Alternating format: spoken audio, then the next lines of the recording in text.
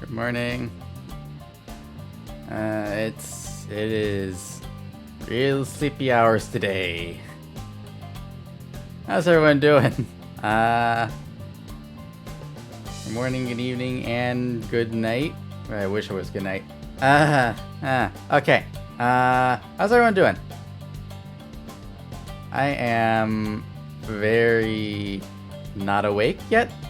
I have my coffee here, as you can see. So if I want to, I can just like take a sip, take a little sippy. Well, that's good coffee. But yeah, hello. Hey, Dark, how's it going? And Halsey, good night, sleep tight. Thank you. I'm gonna go to sleep now. Goodbye. I'm awake. Maximum sleep streaming. Exactly, Starfound. Here's the thing. I was up until like 5 o'clock in the morning last night, and then I woke up at 9 a.m. So I got, how many hours is that? 4 hours of sleep? Not enough sleep. Whatever it wasn't enough. I basically woke up and was like, good God, I want to go back to bed. But I couldn't. Had to watch 5 ads straight just now. Yeah, Dark, it's because I ran a 3-minute ad package so that people coming in won't get ads for another like half hour, however long that works. Which is weird that way. But basically, I always run the longest number of ads during the pre-roll before I start streaming. During that part where I'm on the waiting screen, I always run the maximum number of ads because there's nothing else for people to do there. Like, might as well. You're not gonna be watching. You're not gonna get any content from me during that screen. And running the ads then, it prevents ads from showing up for people who are just joining in the stream, who are just like tuning in. I feel like I should have a command for that at this point. I've had so many people ask why they get like ads in the middle of my streams. Every streamer is doing it, by the way. It's not just me. It's because Twitch is really aggressive about ads. They only just gave us the ability, like us streamers, the ability to set up a ad manager so that we can see when ads are about to play, and like delay them, set the frequency of them. So, like, the only power I have is when the ad plays, but I do have to run them. I don't have any power over that. I always get weird French ads. I don't speak French or German. See, all Twitch knows is that you live in not America, and it's just like, all right, yeah, these are not American ads. We can play these. Hey, hi, Medic. How's it going? Welcome to the Sleepy Time Show. Go on in, take a nap. I want a nap. I want a nap. I want a nap. I didn't mean to say that 3 times. I was just gonna say it once and then keep talking, but then my brain was just like, no, we want a nap right now. Himiko, welcome. How's it going? We were just talking about ads and how I have to play them. Actually, here's the thing. If I wanted to, I could remove ads, but I would only be removing my ability to choose when the ads play. If I remove the ads, then people get ads when they first tune in, when they first open up my stream, and that tends to scare people off. Like, people will get that ad and they'll be like, "Oh man, I gotta wait for a whole minute. I'm out of here." So it's better to run multiple ads during the stream than it is to have one big ad at the beginning. Have a snack. Thank you, Dark. I will have a snack right now. I have my raspberry yogurt wafer cookie cube things that dry out my mouth every single time I have them. Let's have one. Have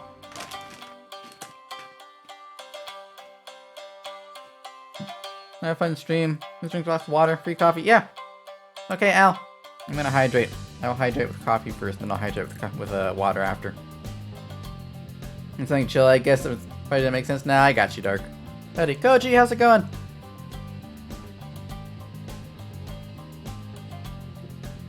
That's good coffee.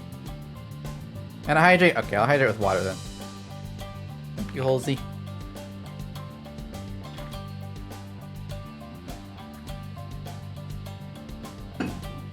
Well, I put that bottle down a little too quickly.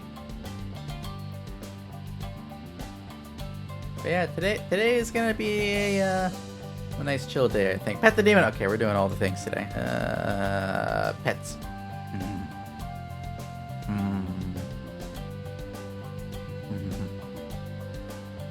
Yeah, good pets. Yeah, adjust this very slightly. Yeah, there we go. There we go. That's what I'm talking about. Today is very hectic. Oh no. And get out of here. Okay, and ring the bell. All right, let's get everything out of the way right off the bat. Yeah, there we go. Yeah. Oh, my zoom is off center. Hang on. I have to readjust that. The zoom should be on me in the middle.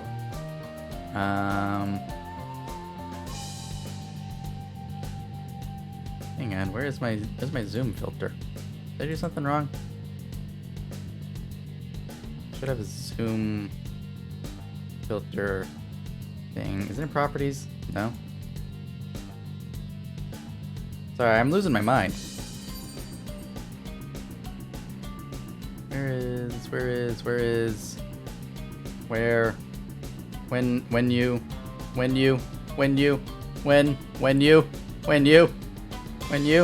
When?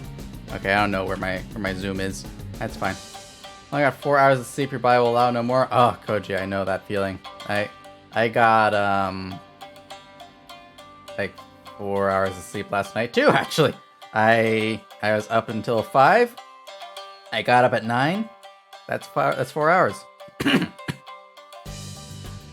So I am the sleepy. I am the sleepy time demon. It is sleepy time, and I am the demon. That's how this works.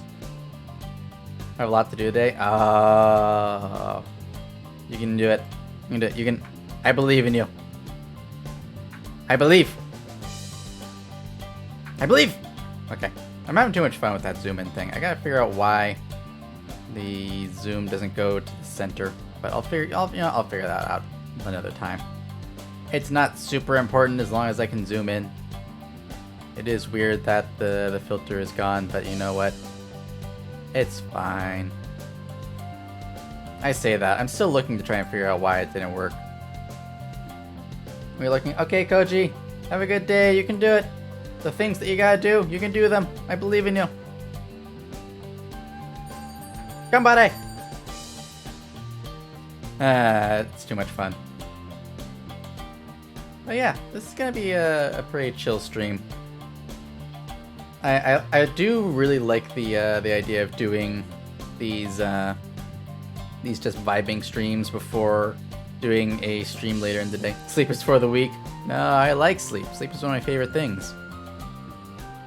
I like doing these little vibe streams. Like especially on Monday. Monday feels like a good vibe stream day. Everyone's getting back to like figuring out how to be at work or at school or whatever it is they do during the week. And so I can just like sit here and talk to people in the afternoon. I should do these in the morning. I really should. That'd be a better idea. If I woke up on time, like in the morning, then I would do them in the morning. But I don't wake up in the morning. I wake up in the afternoon because I'm a VTuber and therefore my sleep schedule is fucked. That's the secret. Good coffee. But yeah, my sleep schedule has gotten weird recently. I basically sleep when I can, and then I'm awake the rest of the time. Like I try to get enough. I tried to like, what's the term? Like balance out how much sleep I get. Like if I don't get enough sleep one day, then I sleep in an extra long time the next day. But yeah, I don't know where I'm going with that. Like, I'll sacrifice one day of not getting enough sleep, and then the next day I'll get a bunch of sleep, and then the day after that I will get a normal amount of sleep, and then after that, then I'm up late again. It's not even... Here's the thing, I used to stay up late because I just didn't want to sleep. Like, I was basically... I would be busy during the day, and then nighttime would be the only time I had, like, free time. And so I would stay up late at night to get back all of the free time I wasn't getting. Pandowa! Konpanwa! Konpanwa! Sorry, it's just fun to do. How you doing, Pandora? I'm looking forward to our collab later today. It's gonna be fun. Look adorably. Thank you. This is the Halloween outfit. I'm gonna wear this for the rest of the month. I am a Hex Maniac from Pokemon. I think it's cute. I really like the long hair. I feel like that turned out like really well. And then obviously after Halloween, then I will... My brain turned off. After Halloween, I'll keep this as a redeem. This will be an outfit redeem. Looks really good. Thank you. I appreciate that. Also, I have the zoomies. I can zoom in. Hey, how's it going? Also, I changed up the mouth, the blend shapes for the mouth a little bit, so I smile a lot more. I show off a lot more teeth, and also I can do this.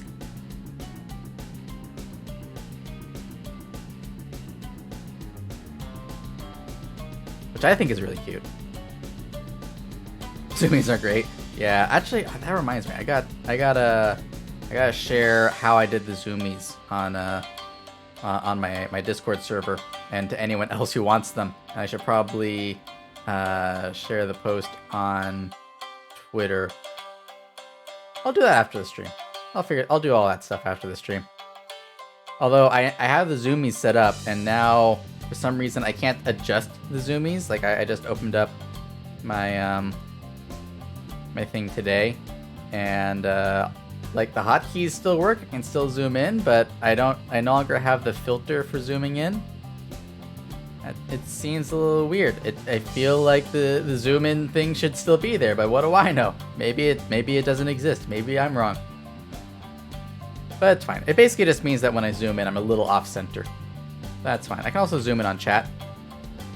There you are. There's Pandora. Look at that. And then I can zoom back out. I can zoom in on chat. I can zoom in on me. I can zoom in on chat. I can zoom in on me. I can zoom out. I can zoom in on chat and zoom out. Hi, Mom! It's fun. It's just fun to do. Like to thank the Academy. Yeah. I honestly just have too much fun like zooming in on random things. That's my favorite thing to do when I'm editing videos. Like if I'm editing a highlight or a clip, I just go wild with the zoom ins and zoom outs, and sometimes I do like a slow zoom in, which I can't do with this, but like fast zoom ins, those are really fun. And zoom out and then zoom in on something else. Like it's just fun to do. That's my weakness. Zoom ins are my weakness, like zoom ins and slow pans. And I can't do a slow pan with this. We zoom in, we really are. We do be zooming. I'm sure that it'll make my job harder if I do decide to do edits later on, but that's a problem for future me. I can zoom in as much as I want at any point in time. I can just zoom in. It can be like a raven. I'm making myself dizzy doing that. I'm gonna have another sip of coffee. This seems like a good day for coffee. That is good coffee. Don't get dizzy. I'm trying. I'm not trying. I got dizzy. But don't worry. Everything's fine. It's just sleepy hours. I do feel like for some reason my ability to make coffee has gotten weird. What kind of coffee are we having today? I am having a blend from Player One Coffee called Noob Tears, which I have mixed with a hot chocolate a dark hot chocolate mix that also includes some dried mushrooms, some dried cordyceps mushrooms. which makes it very tasty. It's a lot more savory. I added a little bit of honey for sweetness and a little milk to take care of the bitterness. But I've basically made like a mocha. A mocha, not really a latte, but just a mocha. What I want to try doing is making coffee with just milk, not using water, but steeping the coffee grounds in boiling milk, or just below boiling, I guess. I haven't done that yet, but I feel like that would probably be pretty good. It would be like making hot chocolate with just milk instead of water. But I'm really enjoying this coffee. I want to get some darker coffees. Should try it and report the results. Okay, I'll do a TikTok for it. But I want to get some darker coffees. I feel like dark coffee is kind of my thing. Which is funny, because before I had coffee, I only started drinking coffee this year. Before this year, I only drank tea. Wait.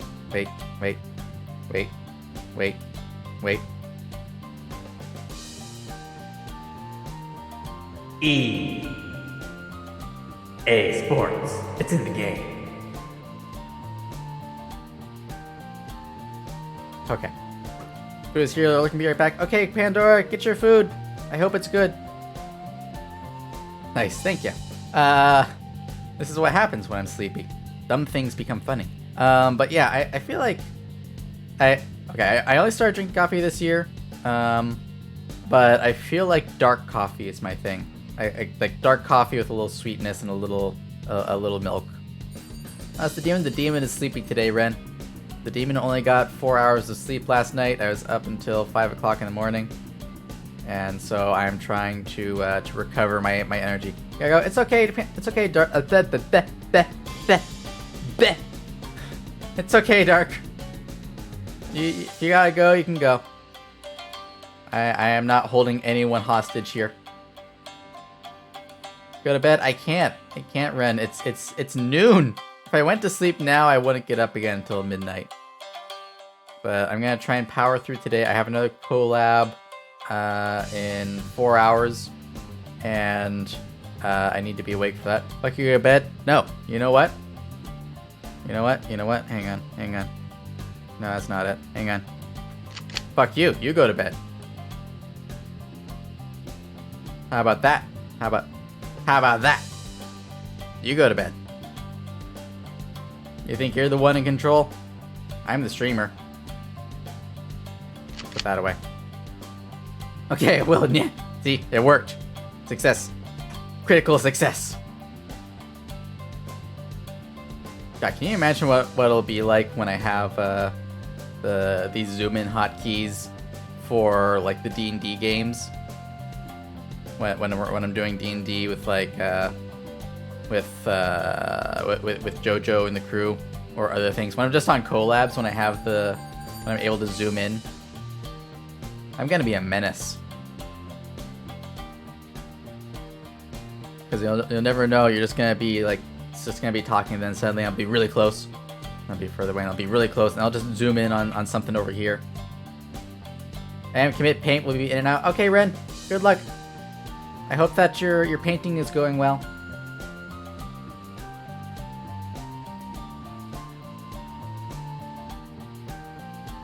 But yeah, what was I talking about? I was talking about... Oh, thanks, Demon Daddy. You're welcome, my child. But yeah, what was I talking about? You know, it's weird. I kind of feel weird about the whole like calling people daddy and mommy thing. That feels weird to me. That it's, I know it's like it's a one of those like internet jokes where it's like, you know, you pretend you say the words and you pretend to be into it. But I feel like there's a lot of people who get into it because they're joking, and it just feels weird to me. I know this is kind of a yabai topic, but it's a weird thing to me. I feel no, Ren, it's okay. I understand that it's a joke, so you can feel free to do it.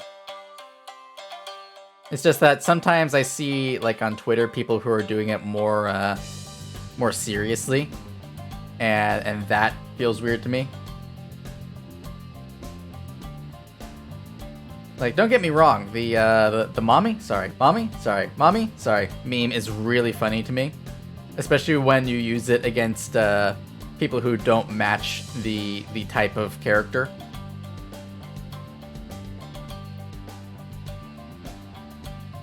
Wait, I have to say this right. ERP, get in my ass. I did it. At first I was like, feet as a joke, but bro, I don't think it's a joke anymore. God, Himiko had some mood. Yeah, that's the mood. I feel like there's a lot of things like that, where people are like, they start it as a joke, and then they actually get into it. Paws are cute and feet though. Okay, Starfound, here's the thing. The very next thing I was gonna say is I feel like that's how a lot of furries get into it.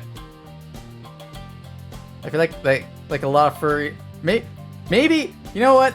If there's furries in the chat, tell me, did you start off, like, did you start off ironically as a furry, or did you, like, legitimately have, like, an awakening and you're just like, yes, I'm into this now? Because I'm not. Here's the thing. I am not a furry. I'm not. I have no problem with furries. One of my favorite experiences on the internet was talking to someone who was a furry artist. You are, stop denying it. I'm not. What part of me is furry? Surely if I was a furry, I would have like cat ears or something. I'm not a furry, but beans are adorable. Beans are very good. But beans are good on normal animals too. Unironically, I was indifferent to it, but then I saw the Anka animation. Ah, okay, Starfound. Very important question. When did you see the Anka animation? Was it this year? Or was it before this year? Are you an OG? But, like, one of my favorite interactions on the internet was talking to a guy who was a furry artist, and he had the OG when it first came out. Ah, I understand. But yeah, this guy was a furry artist who did commissions, and one of his commission levels was for $1,000 he would draw whatever you want, no questions asked.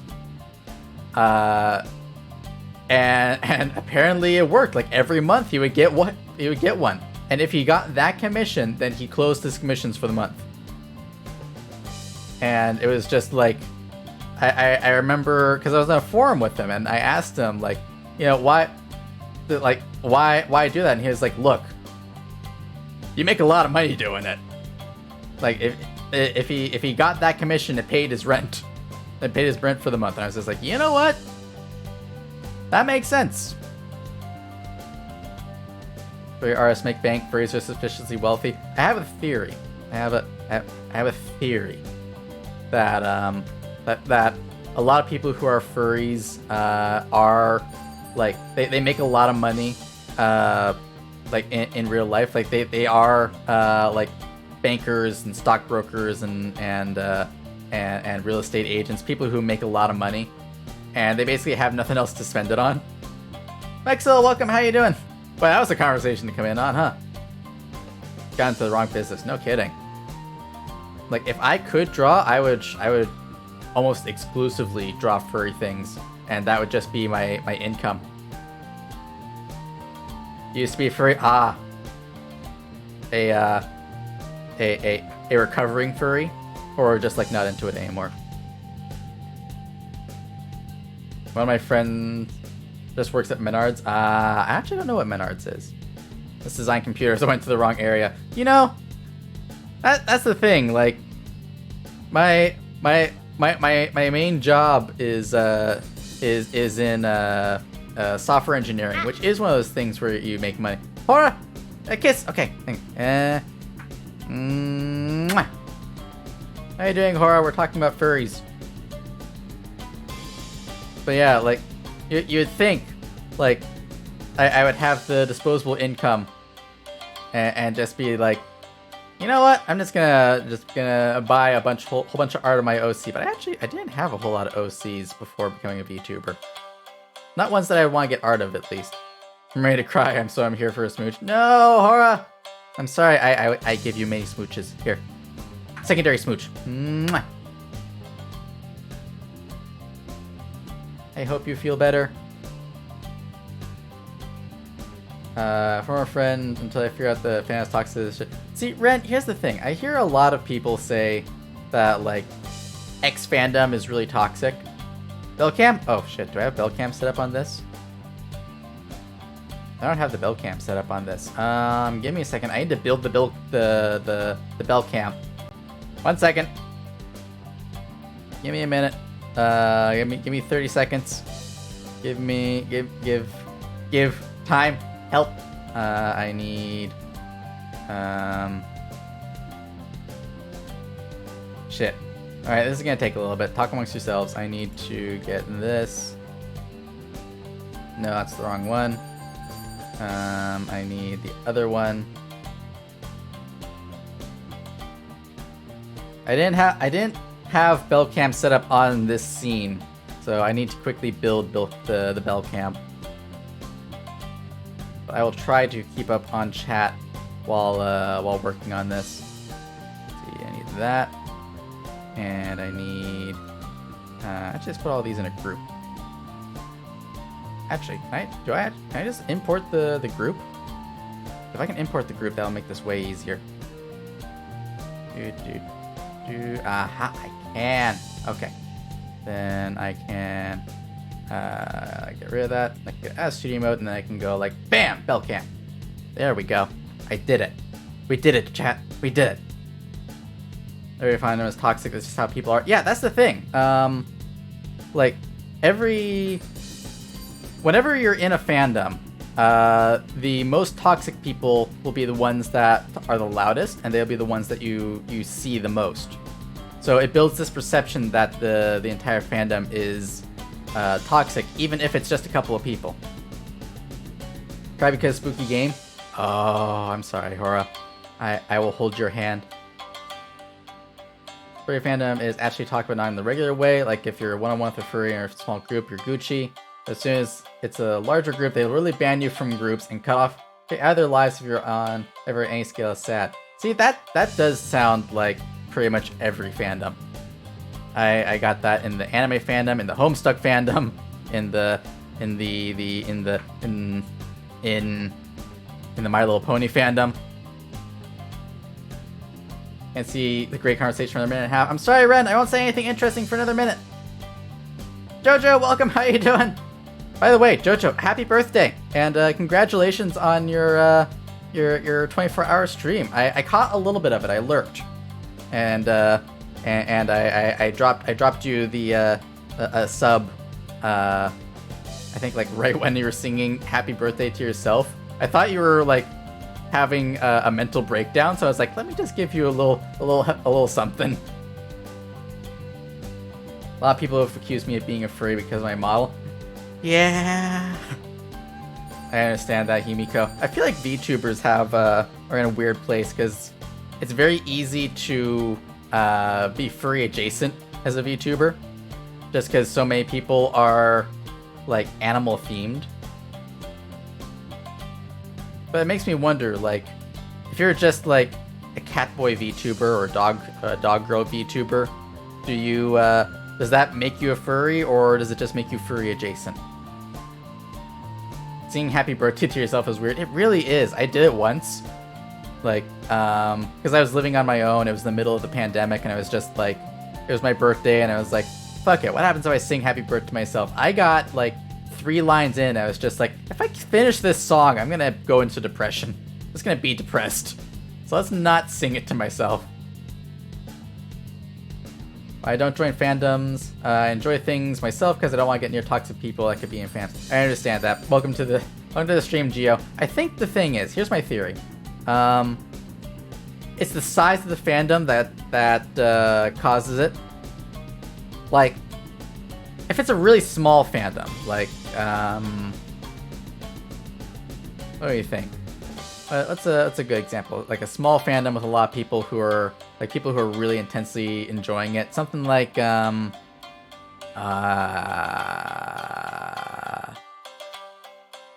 brain shut off.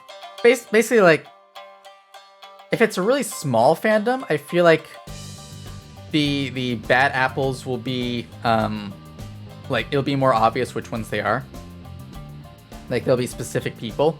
But a big fandom, something like furries or Homestuck or like Dungeons and Dragons, like for those, there's so many people who are just like, the bad apples are so numerous that it feels like they're everywhere, even though they're not.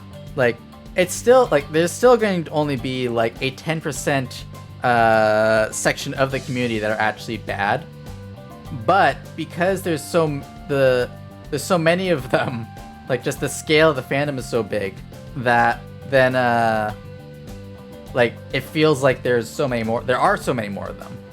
And so like it's just that the number is big. What are you doing, Juno? Are you knocking stuff over? You're knocking stuff over. Okay. The Let It Die community, but you haven't even heard of it? I have heard of Let It Die. That's the it's like a roguelike, right? It's got the Grim Reaper on the skateboard. Next time I need to have a waiting room in Discord so I can have viewers seeing it. There you go, Jojo. MHA, yeah. I mean, My Hero Academia, the fandom for that went wild though, because like I was in the MHA fandom for a while. Basically during the first 2 seasons. Juno, what are you doing? Juno, I think wants me to stop talking about furries, but he's not going to stop me. Yeah, I was in the fandom for the first 2 seasons, and then like I left after that because I couldn't keep up with the anime or the manga, and well, I couldn't keep up with the anime. I kind of fell behind on the manga. I got up to like where La Brava and the gentleman guy show up, and like I dropped out then, and that's about the time when the fandom exploded. I'm observing. Hi Usabi, how's it going? Weirdest fandom I can think of is Super Hulock, if only because randomly merging 3 shows in one fandom is unusual. Yeah, well that's Tumblr. Tumblr was a thing. Tumblr was just like there's a period in Tumblr where like that was where all the fandoms were, and it was like you gotta be in everything. History Plays Stuff, welcome, how you doing? Thing is, if you're a furry, you can't just interact with other people and because of the whole you furry, bad, go die, so you gotta join the fandom to do stuff with people. You know, I understand that, Red. I do feel like there is a weird thing where like okay, here's the thing. I've been on the internet long enough for furries to go from like just being this niche corner of the internet to being like a cornerstone of the internet. Like it started off as just like people like it's just a thing, and then it turned into a big thing, and now it's just everywhere. Like it's so ingrained in the internet culture. So it's been wild. It was wild to see. Ring the bell. I will ring the bell.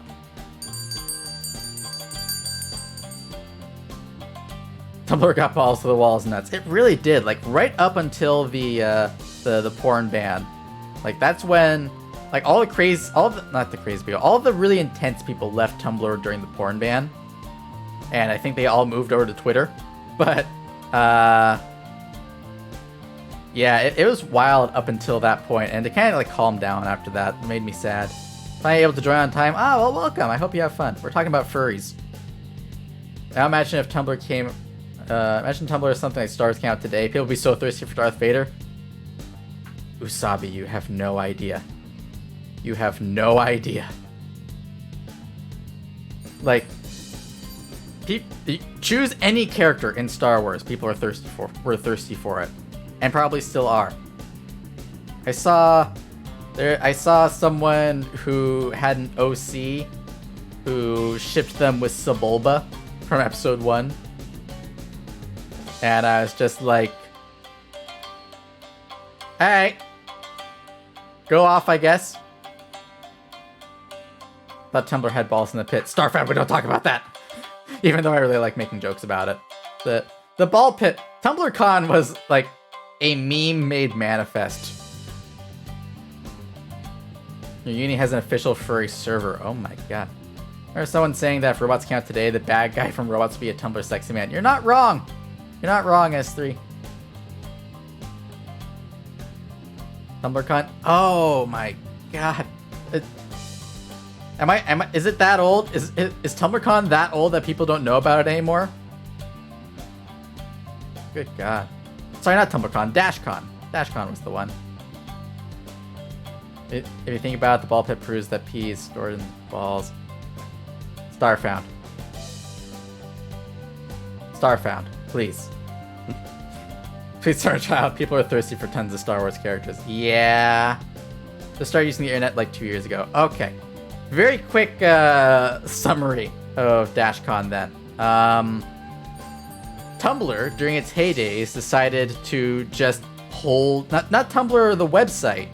Like, just the people of Tumblr decided to just hold a convention. Like, this was the peak of Homestuck, the peak of Super Hulock. They decided to just hold a convention. So they started, or they tried to hold DashCon, which I believe was named after Rainbow Dash because it was supposed to be 20% cooler, or whatever the thing is. The thing is, no one who was involved in organizing it knew what the hell they were doing. So, like, they set up panels with people who didn't know they were supposed to be there. And they invited, like, voice actors from the, actual voice actors and actors from actual shows without, like, actually talking to them or introducing, like, the concept of DashCon or anything like that. So they ran into a bunch of problems. There's a point where they had, they were gonna have a ball pit. Like a big inflatable ball pit. They didn't have it. They had a swimming pool filled with little, like, the ball pit balls. And so there is a famous picture out there, you probably saw it at one point or another, of just like this big empty warehouse with a tiny ball pit in it. And they kept just like having panels that didn't happen. And so whenever that happened, they would just extend the ball pit time. Supposedly it got to the point where someone just like peed in the ball pit, and there are people who are like live blogging DashCon. There was a period where people thought that someone like someone had given birth at DashCon. Apparently that was disproven. It was a time. It was basically just like, what's the worst that can happen? Oh right, everything. DashCon was 2014. I think it was. It was the mid 2010s, mid to early 2010s. Yeah, that was a thing. Looked up to the pic and it feels like a subliminal space pic. It really does. It feels like something that shouldn't exist. It was a time, a thing that happened.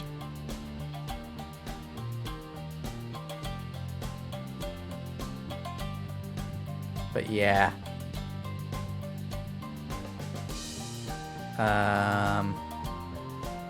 Yeah. Good morning, Iceball. How's it going?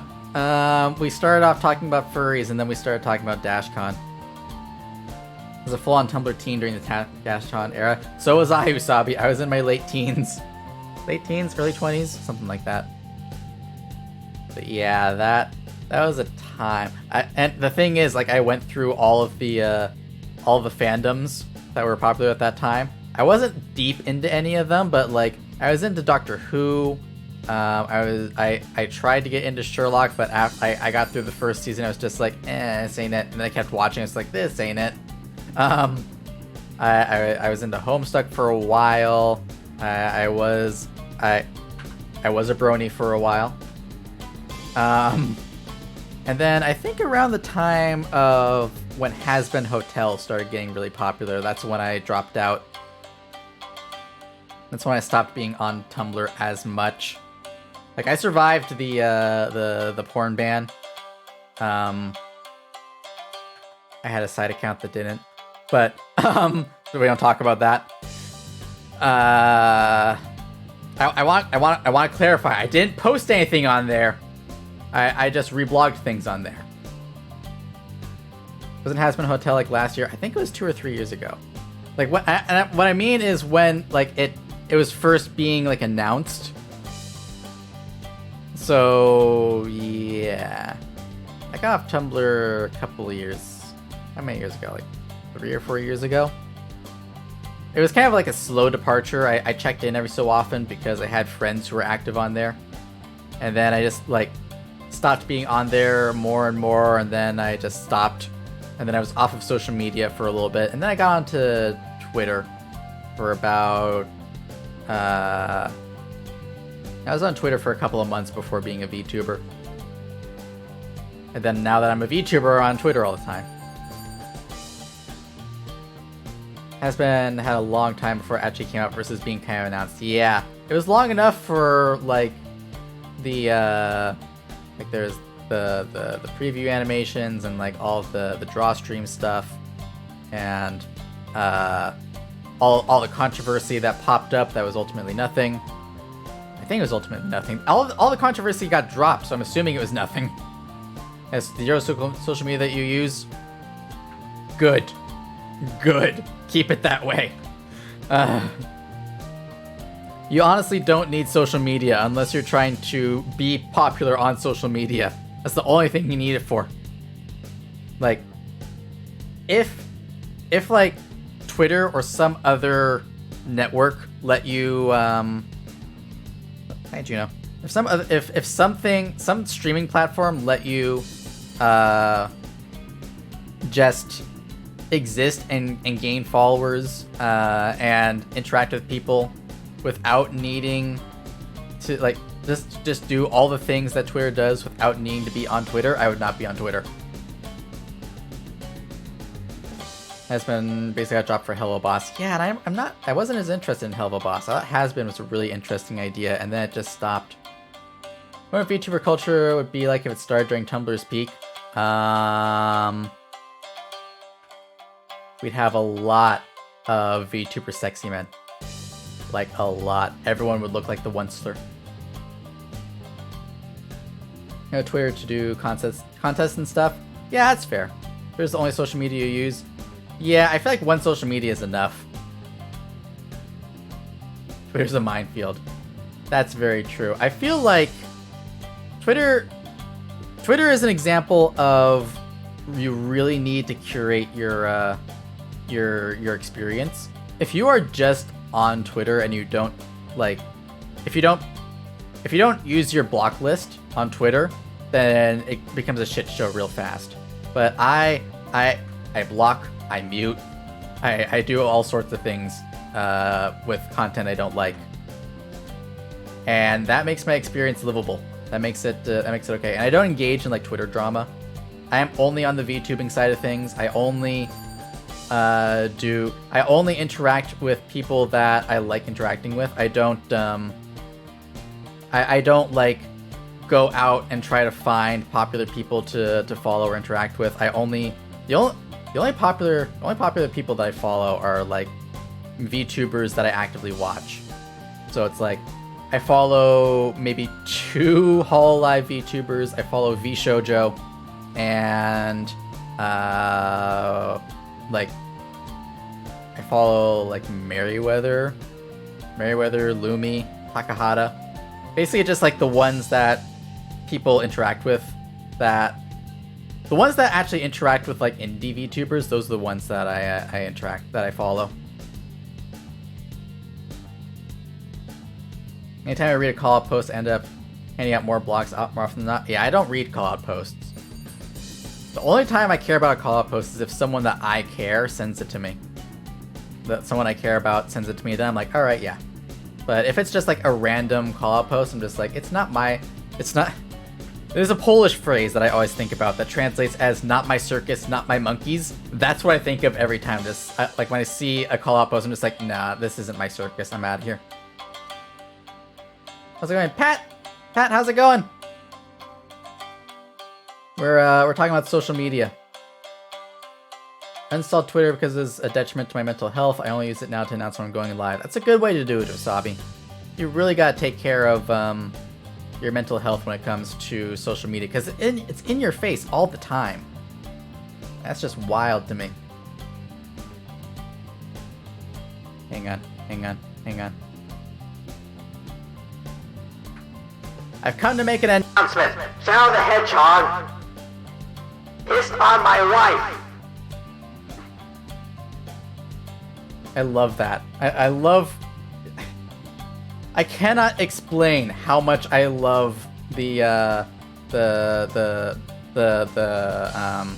live fandub stuff. It's hilarious. How do I do it with my voice? You mean like how do I do this? I have a program called Voice Mod, which has a whole bunch of like filters you can put on your voice, and some of them are put together into sets. So like I can set to just like make it sound like I'm talking through a microphone, or I can sound like I'm in a cave. I can be from Has-Been Hotel just for a little bit. It's a lot of fun. I really enjoy playing with it. I installed some custom voices you can do. I installed one. I've never actually used it, but like I can do beep, bop, skip-bop. But yeah, it's a lot of fun, and if you buy the you can get a lifetime package. You can either do a subscription or you can do a lifetime package, and the lifetime package isn't that expensive. How you doing today? Hey, Caden. It's been a time. I got 4 hours of sleep. I'm drinking coffee. We were talking about furries, and then we were talking about Tumblr, and now we're talking about social media. It's fun. My face when Pokemon has an item called Whipped Dream. Listen. Whipped Dreams are delicious. Lifetime package is just a Life Master. Yeah, it kind of is. It's like, honestly, it's been worth every cent.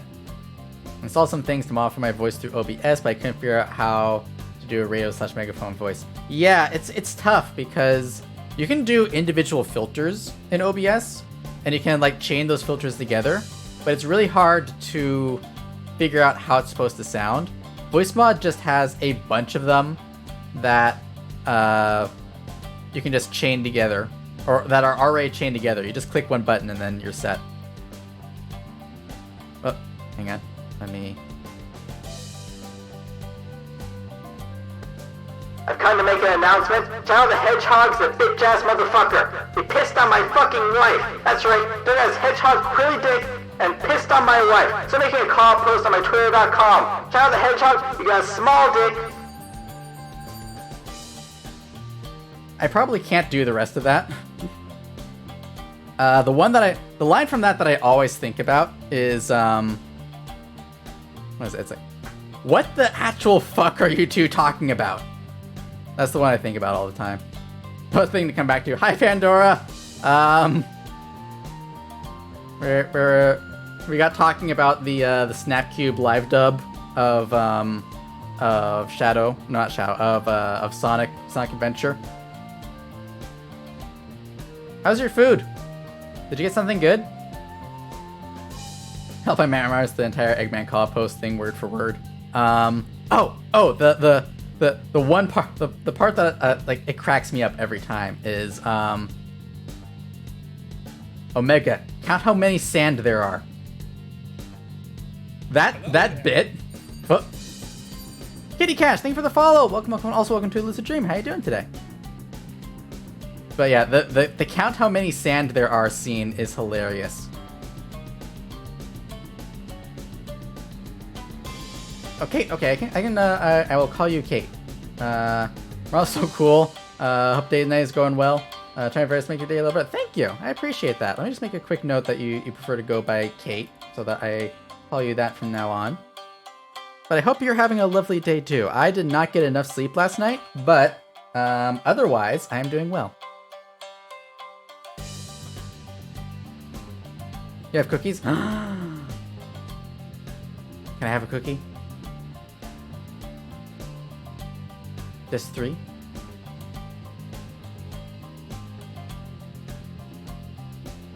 Yeah, the Snapcube dubs are a time. I kind of want to do one. I think a live dub would be super fun. I am not the best at improv, but if I get into it, then it's I have a lot of fun. It's not meant to be a URL. Oh, so did you post something? S3?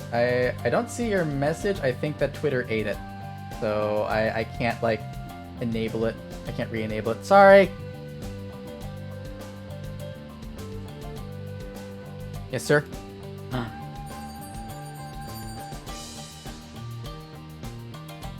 Cookie. I'm having too much fun with the zooms again. Just skipping things. Okay, Pandora, have fun. What else is there? I turn it up. Hey. Okay. You're back? Okay, welcome back, Pandora. Just needed that zoomy. I understand. Favorite fan dub scene is the Wii.exe part. Oh god, yes. Let's see here. I do have a robot voice. Hang on. Let me see if I can do this. Installing Wii.exe.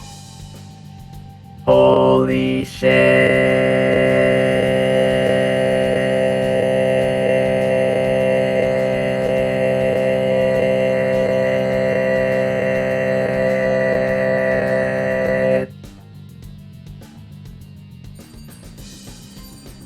That was a lot.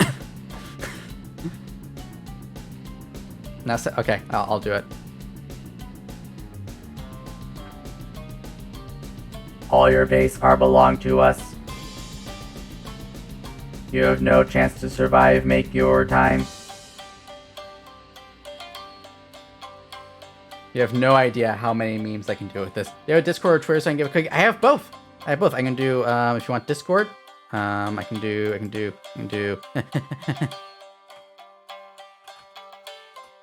You can go there for my Discord, and you can go here for my Twitter. And obviously you're on my Twitch, so there's no need to link to that.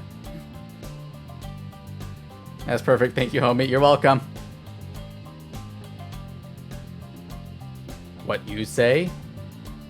I love how mangled that got in translation. It's hilarious. Wait, what's your Twitch? My Twitch is here, let me put it in chat. It's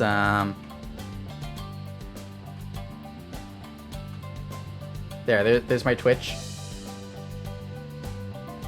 Ever avoid my attacks. Excuse you. No! My PP. Oh.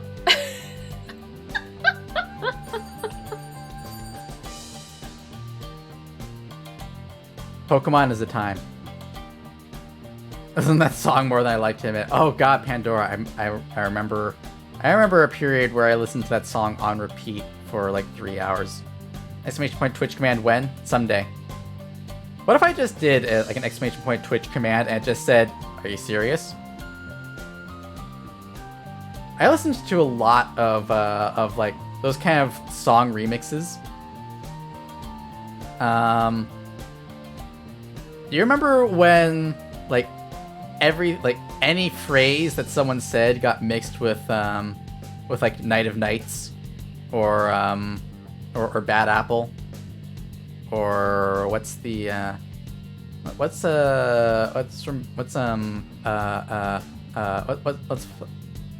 my brain is melting. What's Flanders? Dead Flanders? No. Romelia Scarlet's sister. Flandre? Flander? Ned Flender?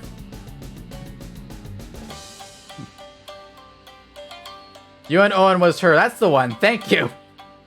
God. Ah, yes, my favorite character, Flanders Scarlet. Stupid sexy Flinders, exactly. Oh, okay, let me do that. You fool! I have 70 alternative accounts! Please, I need a new reaction meme. I'm running out. That's the one. Nid Flinder. Oh god. Saying it like that just reminded me of the it was Oni Plays playing Simpsons Hit and Run with Aaron Hansen on what was it, Grumcade or something like that. Like that it's like 30 minutes of just people losing their mind, and it gets me every time. It's like Nid Flinder. It's incredible. I don't know, like honestly, like I would quote Game Grumps a lot more if I feel like I could get away with it. Undescript weird cute. I'm gonna take a peek. I'm gonna go take a little look. Oh my god, Kate, that's adorable. That's adorable. Hang on, let me just. I'm gonna put this on the screen for a little bit because it's super cute. Hang on. I'm gonna copy the link. And nope, I already used that one. Just do that. Look at this. This is cute. Thank you for the love attack. That's adorable. Thank you. I appreciate that. However, all your all's ears now. How about that specific Bad Apple remix, the popular one? You're gonna be more specific than that, Iceball. There were a bunch of popular Bad Apple ones. There's the one that was mixed with Japanese Ronald McDonald back in the day. There's one that I listened to more times than I care to admit with Sho Minamimoto from The World Ends With You. There was... what other ones can I think of off the top of my head? Those are the two that I remember. I know there was one... there was a bunch of ones that were done with like clips from My Little Pony where they actually like cut the characters saying the lyrics. Both in Japanese and in English, I might say. There are two different versions of that. Another video of Bad Apple animated on Apple. Oh, I remember that. That was really cool. People got really intense on making Bad Apple in every medium possible. There was one that did it with what was it? It was like someone wrote a program that opened like each individual frame as a text file, and just like kept opening them, and then ended with like the computer crashing or something like that. Or specifically, a version of Bad Apple that is sourced for 99% of all remixes you're thinking of. Ah, gotcha. All your cookie gear belong to us, yes. Favorite remixes back in the heyday of remixes was the Exotic Butters remix from one of the FNAF games. Oh, wow. You know, I never really got into the FNAF stuff. I don't know what to tell you about that. Like, I thought it was interesting, but it kind of just exploded in ways that I didn't expect it to. Sorry if I confused on time. No, it's perfectly fine, Kate. I appreciate you. You are loved and appreciated. Yeah, the heyday of remixes was the time. I find it funny that we're kind of back in it with people like Silva Gunner and Triple Q and who else is there? There's a couple other people that are doing it. Like, but now it's called mashups.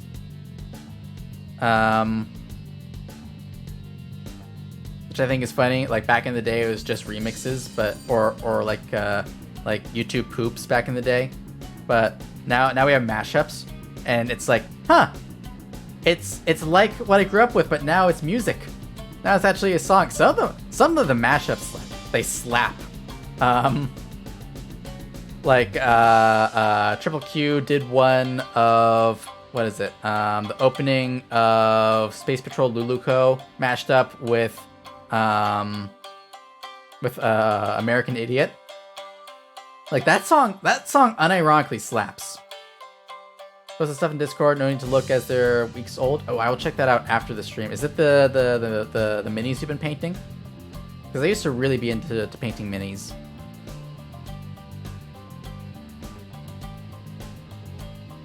You want to make up for the... I appreciate that, Kate. Thank you very much. We need more people who go out with the intention of spreading love, especially right now since there's a lot of hate going on through the hate bots and stuff like that. It's a good song, but I can't help but be miffed that's the version that got popular since the original PC 89, PC 98 is really nice and has a whole block on it. Yeah, I understand that, Iceball. They're both good versions. All Triple Q stuff is bangers. It really is. It's incredible. They don't miss. Welcome to the Sleepyheads. Medic! Medic, thank you for gifting a sub. And Kate, welcome to the Sleepyheads. Enjoy your emotes and enjoy your time here. I hope that I hope you enjoy. I hope you have a good time. Thank you very much. And Medic, thank you very much. I appreciate that. Pick me up for all of chat. Okay, Usabi. Let's see. Well, I'm on the wrong thing for zooming in. Hello. Let me zoom back out and zoom back in again. Chat, I really appreciate you all being here. Honestly, like I would be happy to stream to no one, but the fact that you all care enough to be here and interact, it makes me really happy. It makes everything worthwhile, and you're all doing great. You really are. Like, whatever, if you're going through anything, whatever you may think, you are doing great. And if you're going through tough times, you will get through them. If you're having a good time, then enjoy it. Live in the moment for a little bit. Just allow yourself to enjoy the time that you're in right now. And I love you. I love you all. Also, Usabi, you're cute. Like, in particular, because you did the redeem. You gotta get something special.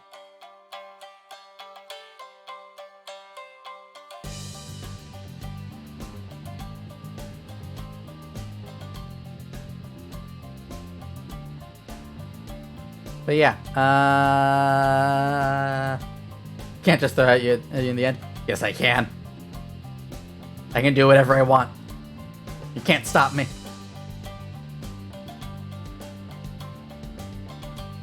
I'm having too much fun with the zoom-ins. I'm gonna drink some more coffee. I feel like I'm at that place where if I keep drinking coffee long enough, then I will eventually wake up. I'm at that tipping point right now. Double zoom. Zoom! I kinda wanna have like a slow zoom in toggle as well. And have it do that thing that all horror movies do, where it's just like strings getting louder and louder. Mazda? What about Mazda? Oh, a DM? Okay, let me take a peek.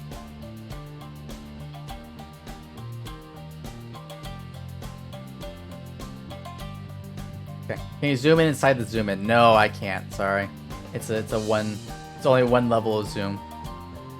Oh yeah. Zoom. That's the one.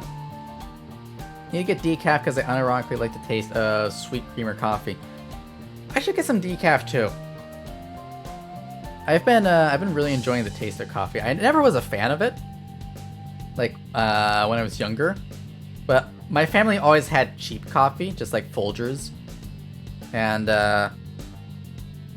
yeah, it did not ingratiate me to coffee.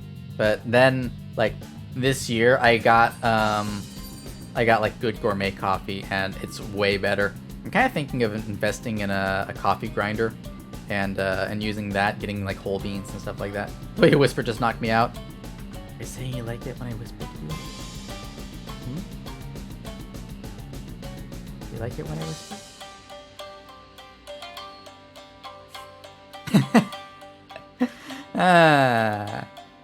We have fun here.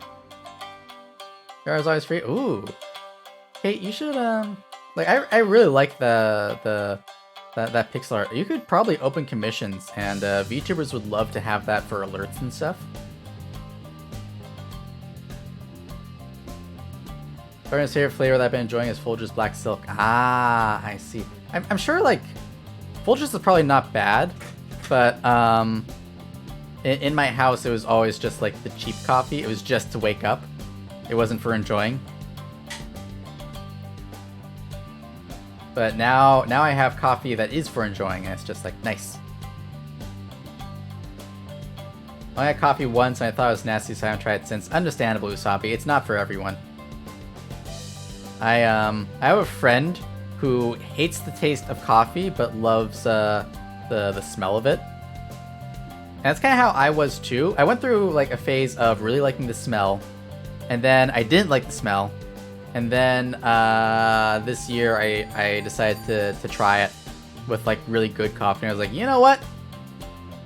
I like this. Another! And then I threw it on the ground. No, I didn't. You don't drink coffee, I understand.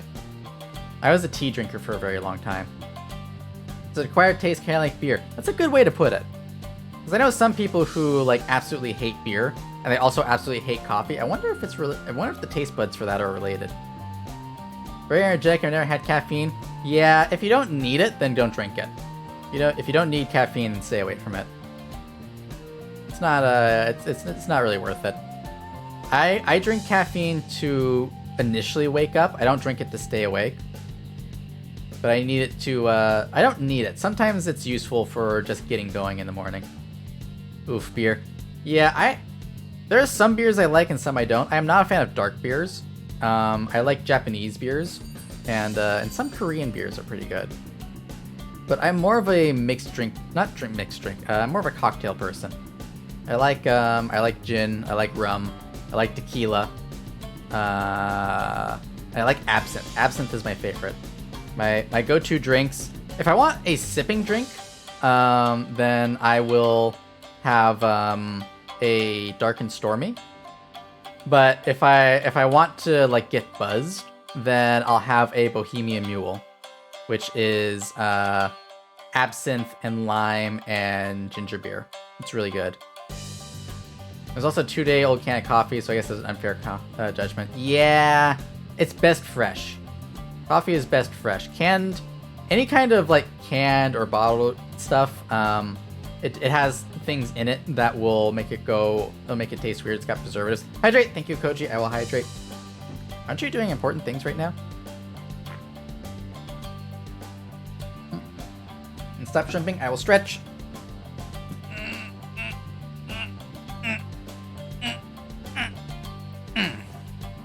And a snack. I will snack. Hi, Juno. What's up? That's my hand. How you doing? Juno is running around. I will have a snack. Sake noises. Sake is very good. I have sake with fried food a lot.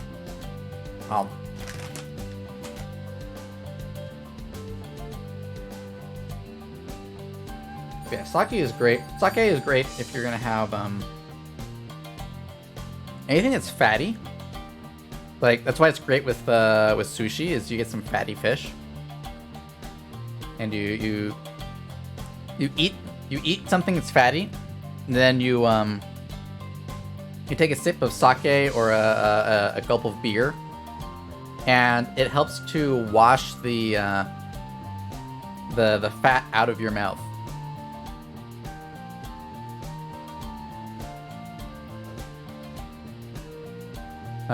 Don't favor black coffee being an acquired taste, but sweet and creamy coffee is like a tasty treat. Yes, I definitely recommend, if you're not if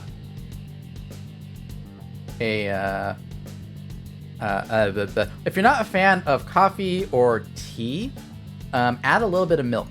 A little milk and a little honey. Because both coffee and tea on their own are kind of bitter. And adding milk the milk actually, like, milk proteins bind with the bittering agents in both coffee and tea.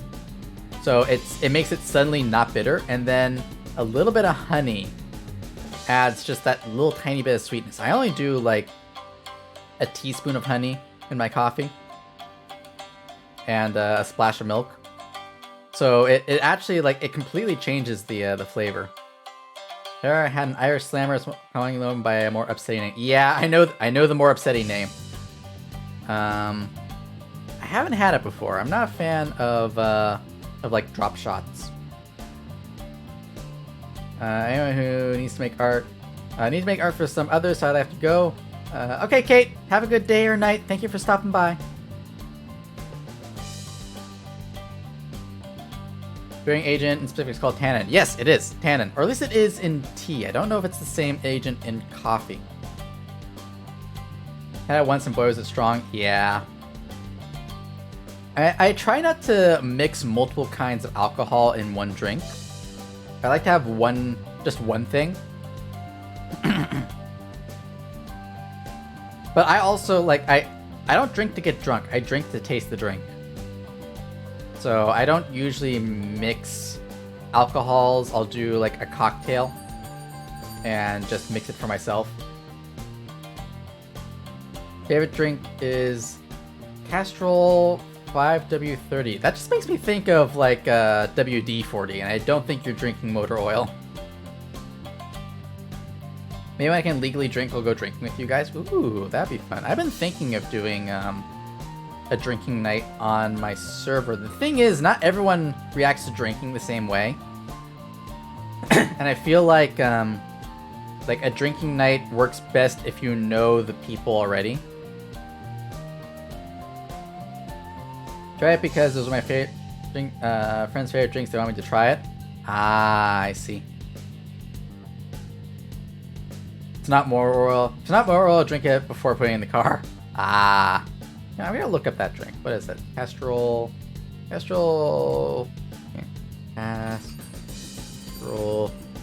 5W 30 synthetic. Oh, hang on. This is oil. This is motor oil. Hang on.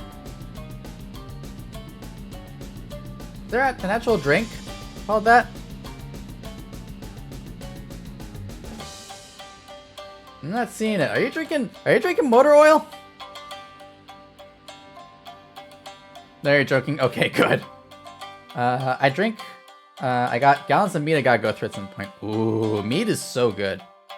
Mead was my my drink of choice before I started getting into cocktails.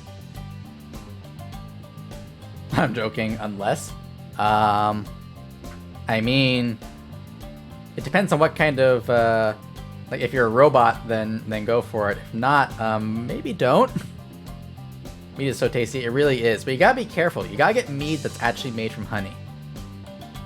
Because a lot of times, like if you just get it in the grocery store, then what you're buying, like grocery store mead tends to be like a wine that is sweetened with honey. And that's not what mead is. Mead is actually fermented from honey. And if you get like good mead that is fermented from honey, it is so good. It's sweet. It's smooth.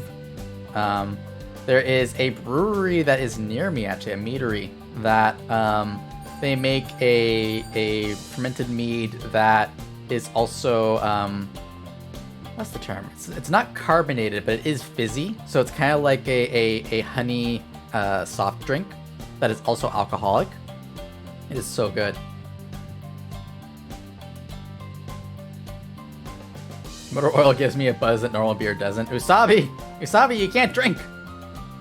Is there a legal drinking age for drinking motor oil for androids? I make way too much of it and drink way too little bit. I understand that, Gio. That's how I would be too. Natural carbonation, that's the one. Fun fact, the primary chemical load ethanol puts on the body liver is the fact that the breakdown chain turns it from formaldehyde in the organ. Really? I didn't know that. I mean, I know that alcohol is a poison. It is technically a poison. It's not hugely dangerous in small amounts, but definitely if your body is working overtime to keep the blood toxicity low. Yes. Cyborg, not android. Sorry, Usabi! There's so many different levels of robotics for different VTubers. It's tough for me to keep it straight. Can you drink wasabi if you add enough coffee? You can eat wasabi straight. I do that. I've done that. A friend, I went out to sushi with some friends, and one of them bet me that I wouldn't, like, you get the pat of wasabi, and one friend bet me that I wouldn't eat it, and I was just like, alright, and then I just took the whole thing and just swallowed it straight down. It was not a fun time, but I did it. And the thing is, like, wasabi that's just colored horseradish isn't as bad as wasabi that is actually made with like the wasabi root, the wasabi root. Just a chatbot. You're slowly obtaining a body though, piece by piece. S3, are you Cleverbot? That'd be a great concept for a VTuber, just Cleverbot, or off-brand Cleverbot.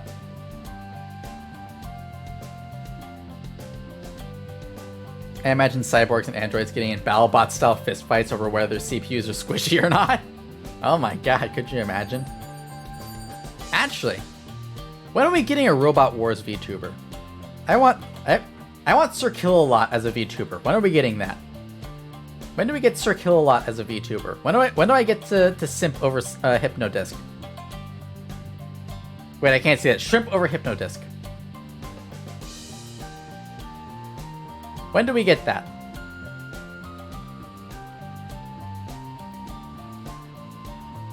Never heard of Cleverbot? Oh, it was an early chatbot. It was like early machine learning. Like Arby's horsey sauce, where I like wasabi. Possibly. Horsey sauce uses horseradish in it. Wasabi is kind of different. It has that same hit where it like it's not spicy, but it's got like that. It like shoots through your nose up into the top of your skull. It's that same kind of thing, but it's not sweet. Tombstone VTuber when? Tombstone VTuber when? When? Give it to me. And Matilda. I want Matilda as a VTuber. I watched so much Robot Wars as a kid. Robot Wars and BattleBots. That was my shit. I loved that. I wanted to.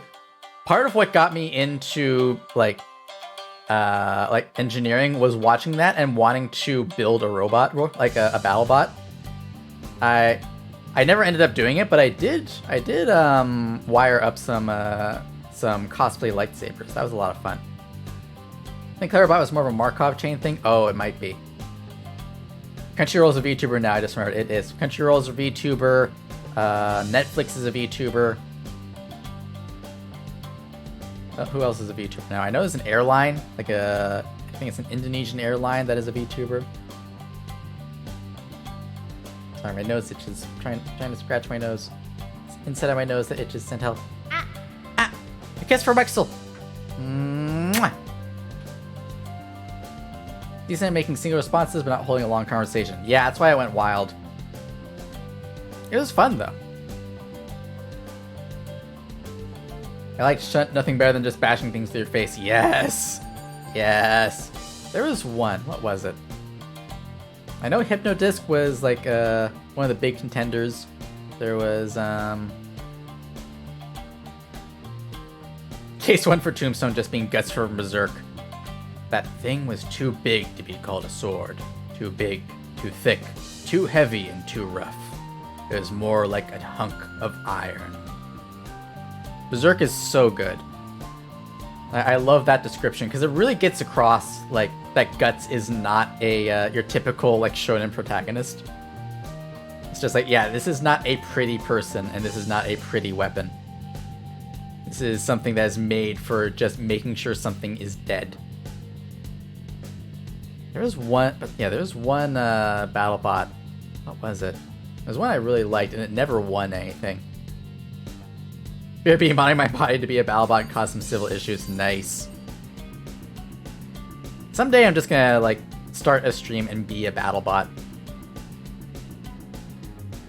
What was the one? There was one particular BattleBot that I really loved the design of and it never won anything.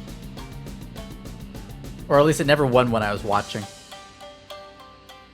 I'm trying to remember what it was. I think it had like a pick that came down, like a scorpion tail. And it was like sloped in the front. Can't remember for the life of me what it was. Dream Eater BattleBot. That would be incredible, actually. I'd love that.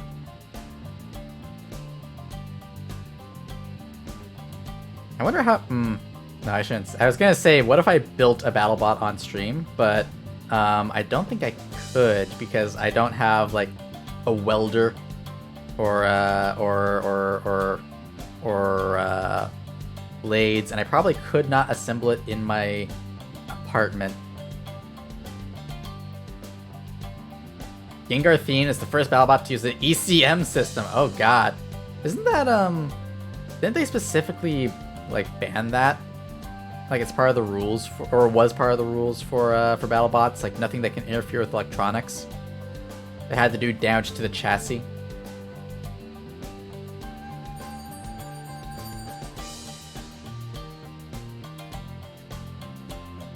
Because that seems like an easy win. Because they have that rule of, like, if it doesn't move for 30 seconds, then it's out.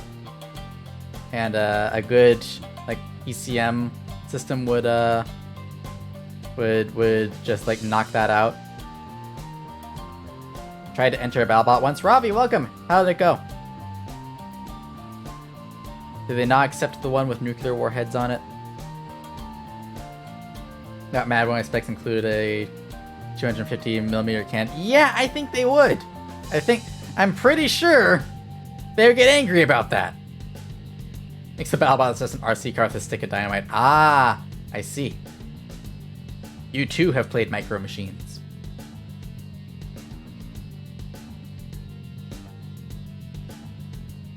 What else is there?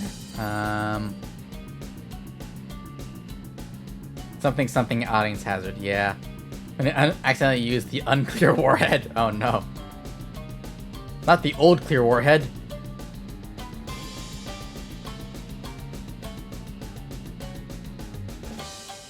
What else is there? There are other shows like that. Oh, I saw...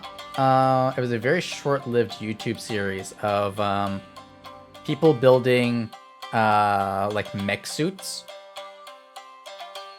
And like how they would fight. They never actually fought, but it was like there's like a company in, I think, Alabama that built one. There was one in Japan. Roomba with knives attached to it. Mr. Stabby! I want Mr. Stabby as a BattleBot. Doomba, the C4 Roomba.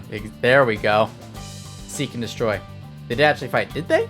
I thought they did a bunch of hyping up and never actually did it.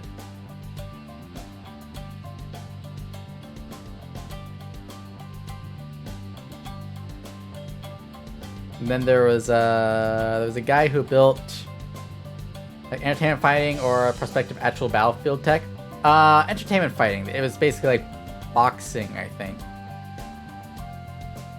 There's a guy who built a four-legged walker that was just powered, not powered by the human body, but it was like you moved your arms and legs as if they were the four legs. And with that, you could actually move. You could like move around and gallop and stuff like that. That was really cool. It's objectively a boring fight, but they did fight. Oof, that's the worst part. Because the thing is, like, something that big, it's really hard to get moving quickly. And if it did get moving quickly, it would cause a lot of damage.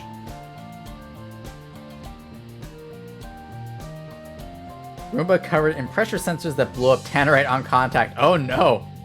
Seen Boston Dynamics stuff yet? Yes!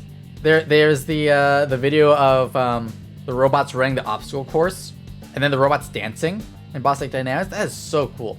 I swear, Boston Dynamics is gonna be where the T1000 is built. I swear to God.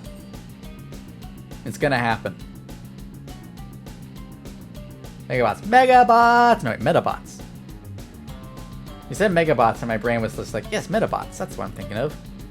No, it's not quite the same thing. Although Metabots was the shit. I say that. I didn't actually watch a whole lot of it, but still.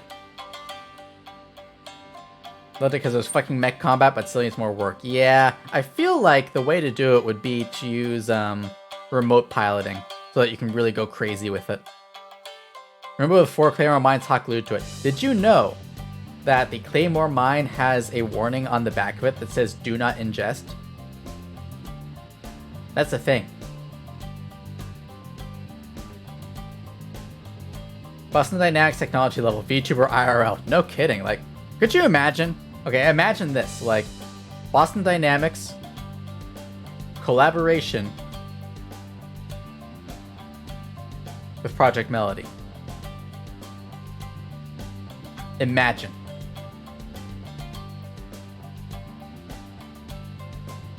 Yeah, on the back of a Claymore mine, like there's like on the front there's the warning that says face towards enemy, and then on the back there's one that says face towards you, and then below that there's something that's like do not ingest contents. And the only reason they put that there is someone had to have done it. Must be a reason for that warning. Someone had to think it was a ration. I think so. Like, I've never heard an explanation for why, but it's on there. Someone's done it. I don't know why. But it's like how they have the warning labels on shampoo bottles that says apply to hair, lather, rinse, repeat as necessary. Because if they just said repeat, someone would still be washing their hair to this day.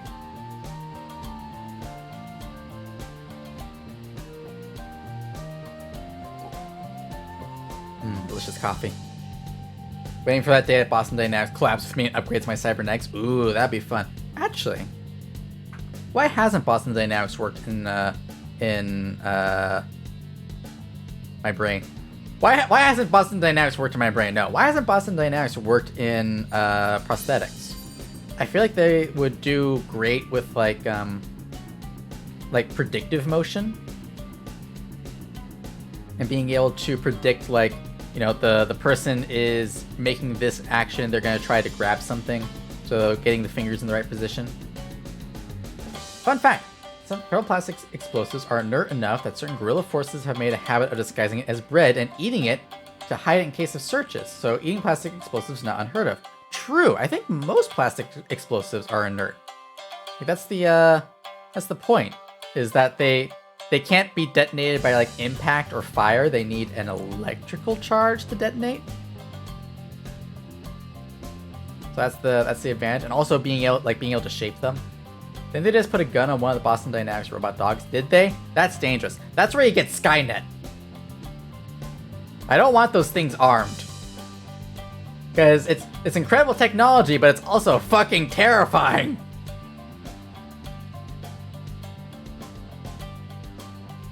We don't want no Skynet here. No, please.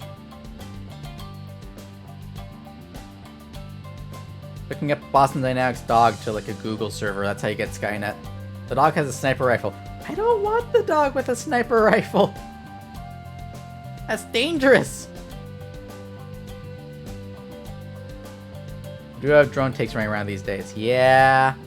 He's Gunface now. Oh no, that's the new Chainsaw Man villain. Gunface. Actually, no, isn't there a manga called like Revolver Head or something like that?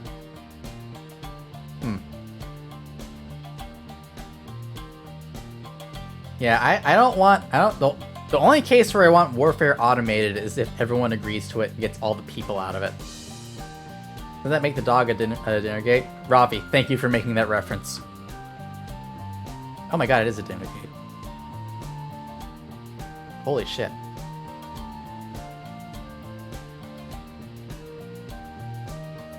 Wow. That like changed my life. Wow.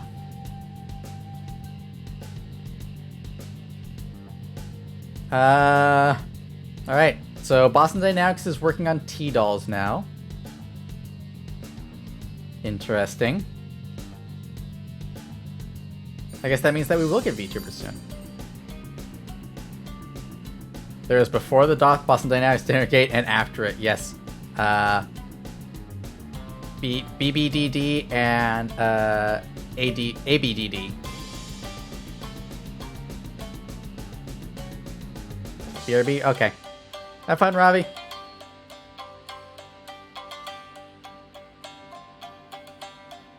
Also, speaking of gotchas, I've been playing a lot of Arknights recently.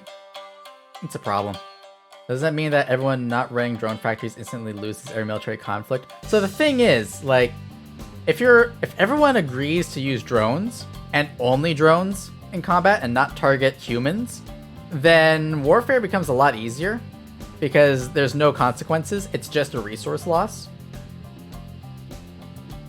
I feel like that is much safer. The problem is that when there's human lives at stake, then if one side has drones and the other doesn't, then it just becomes, can the one side pump out enough drones to wipe out everyone on the other side?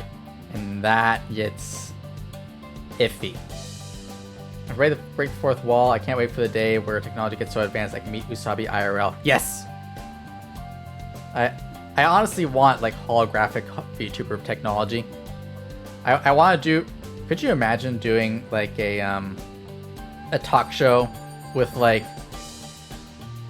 Vocaloid Hatsune Miku concert level holographic technology? Or better? I think that'd be a lot of fun. And it'd be a great way to have VTubers interact with real people. Because, like, there's the thing, what was it? Trash Tastes. They did that interview with Mori Calliope, and it was just like her model superimposed over the on the table. They did a really good job of it, but like they could only use certain camera angles. It worked really well because they only had those camera angles. But it still got weird when they had like shots from the side. Because you know, 2D VTuber. Whoop, my face. Hello? Face? Help? Help, hang on. Oh, we good? Okay, we're good. I always wanted holographic tech, but for Yu-Gi-Oh! Duels. Yes! Give me that. I want the dual disc. There's an ecological cost and the fact you have to blow up drone factories, manned, and industrial logistics support manned to actually win a drone fight. True. It's okay, my face is better. I think I just like leaned away from my my camera too far. No, it's time to duel. The problem is that I have not played Yu-Gi-Oh! Since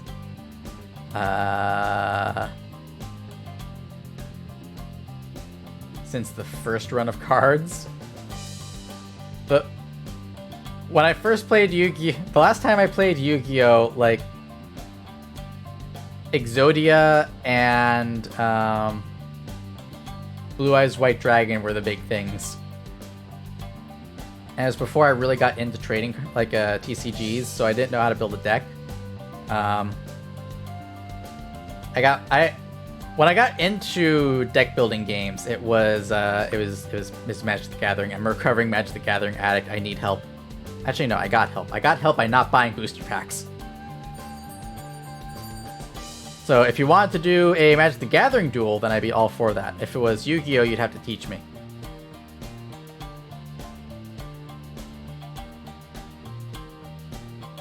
In the grim darkness of the future, the Gaza scrap conflict is being fought with Ultra Game Shadow Realm duels.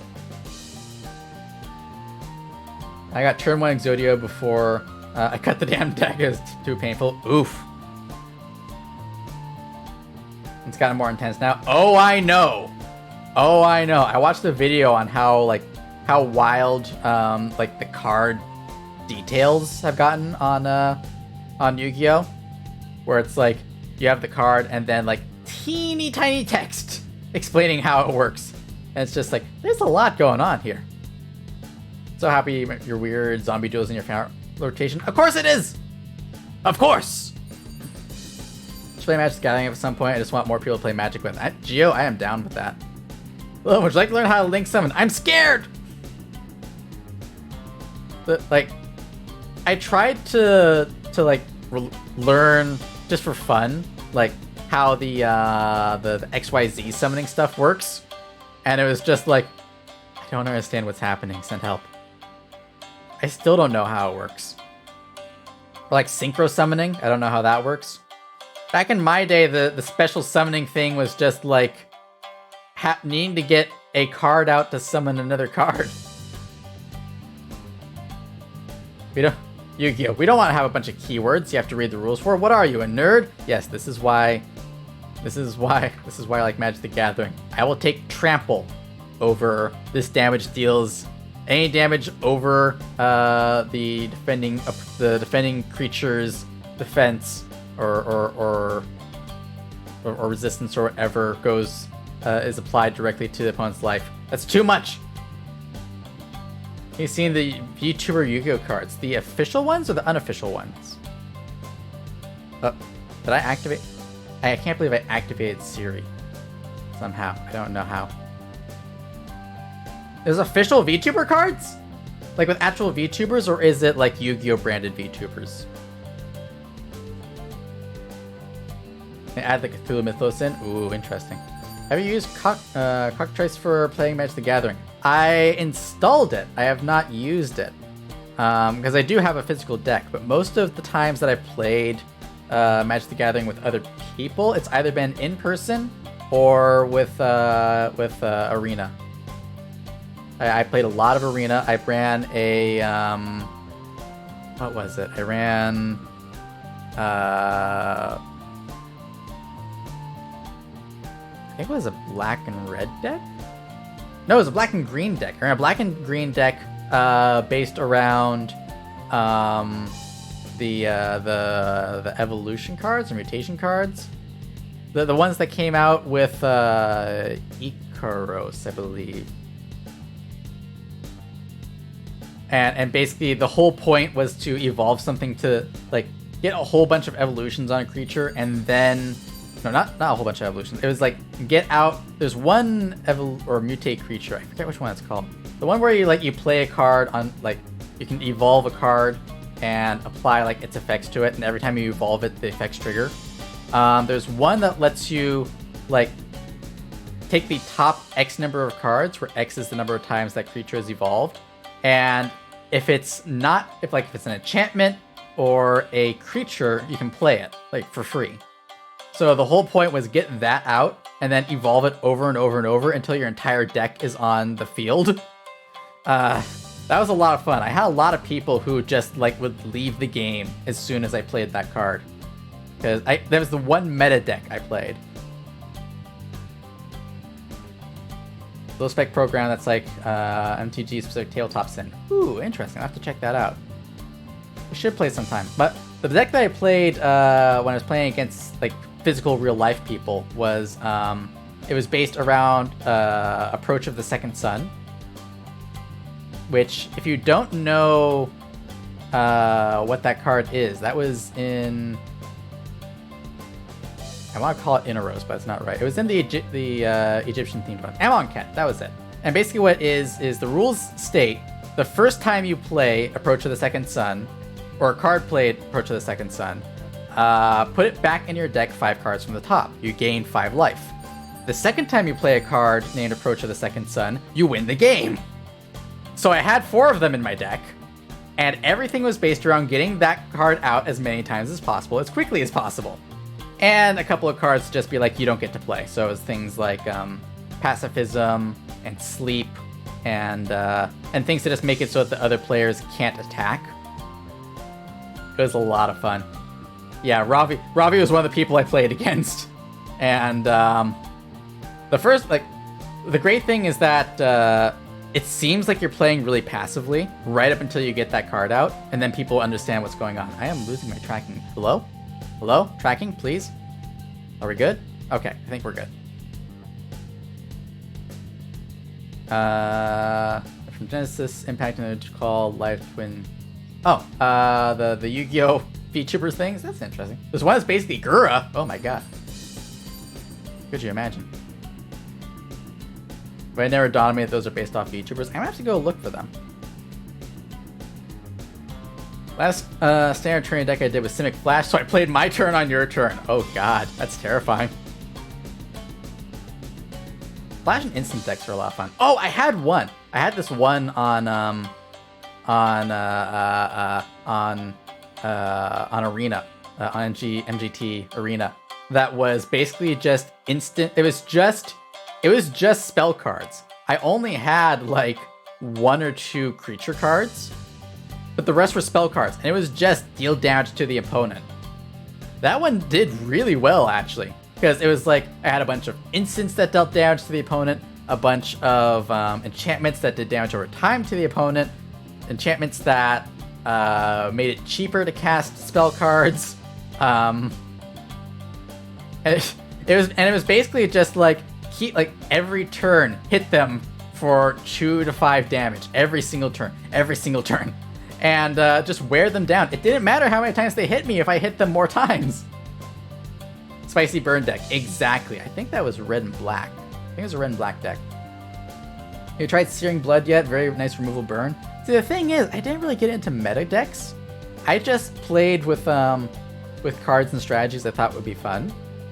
And so that's where I got that. I had one that was based around... it was this flying goat where damage dealt to it in... if you did X damage to it in spells, then you got like plus XX tokens added to it. Or X +1/+1 tokens added to it. It's not meta, it's a card. Oh, I have not seen Searing Blood yet then. What are you talking about? I had to do something. Oh, we're talking about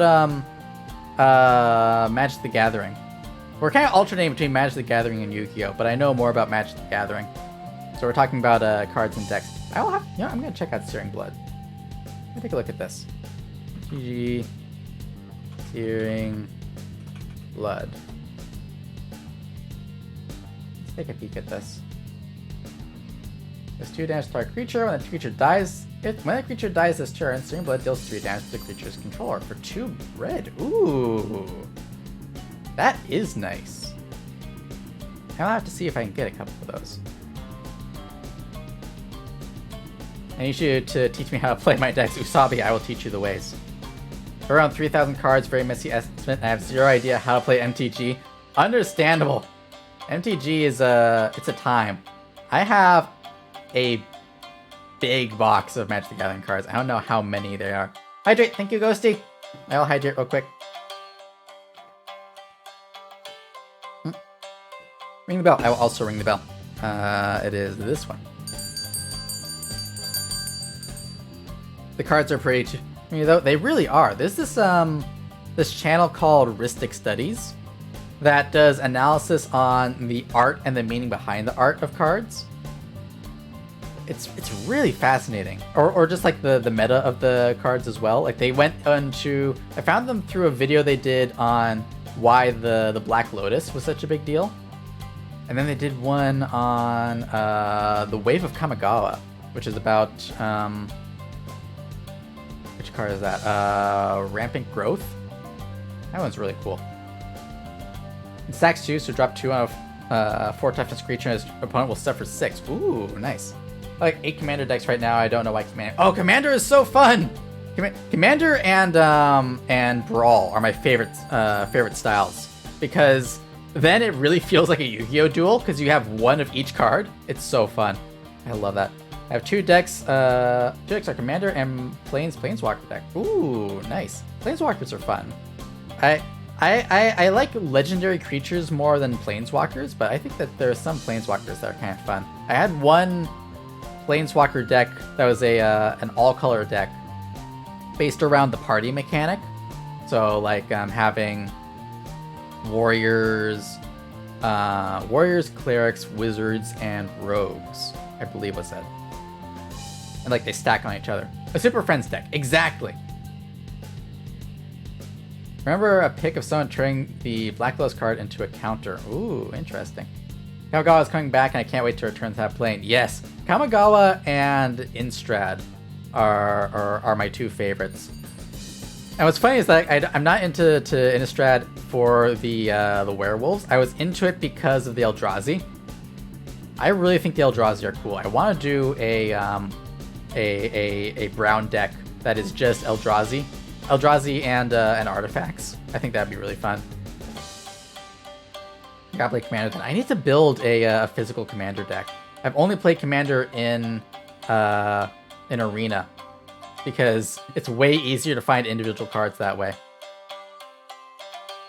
The Switch choke when you type too quickly in the chat box. The whole page freezes up if I type too fast. That is probably on your end, Iceball. I know Twitch has some things, and like if your computer is slowing down, you might want to check like the GPU or the CPU. Eldrazi your favorite creature type.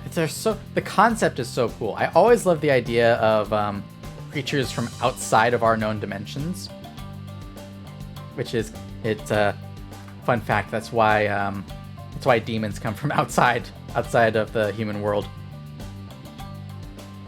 I have an art book for Innistrad because Eldritch, yes. They have the best designs. They really do. They're so cool. And I love that they're, like, the Eldrazi are themed around which of the big Eldrazi they are spawned by. That's so cool, because you can do theming around that. I know one is a Planeswalker deck, but I don't know about the other one. The shiniest card in that deck is called Adela Artful Provocator. Interesting. They cut out the lows from the card and glued it onto a piece of cardboard.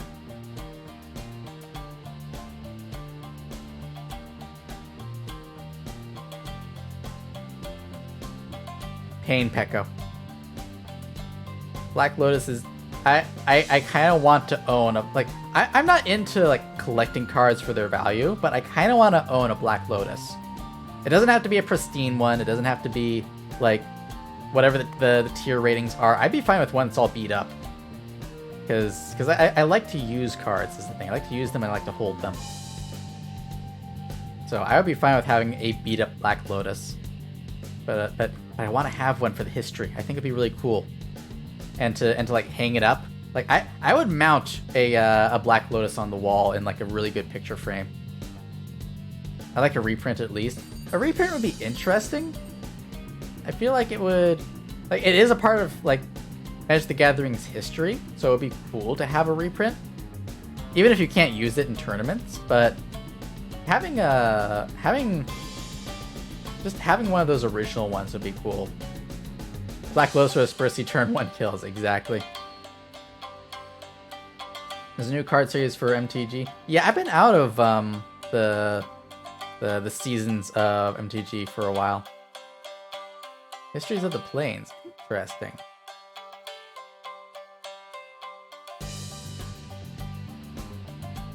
But yeah, just having for the history. It would be cool. It's not real. You got my hopes up! Ravi, why?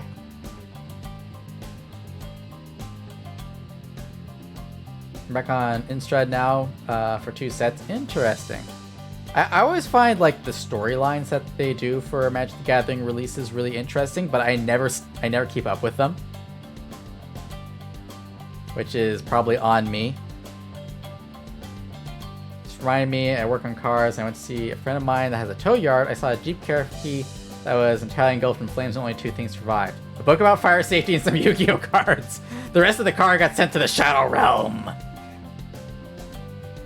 That'd be fun. I think Black Lotus got reprinted a couple of times now, as he said, in non-format prints. Yeah. And they did like references to the Black Lotus in a couple of cards too. Vintage Masters, that's the one.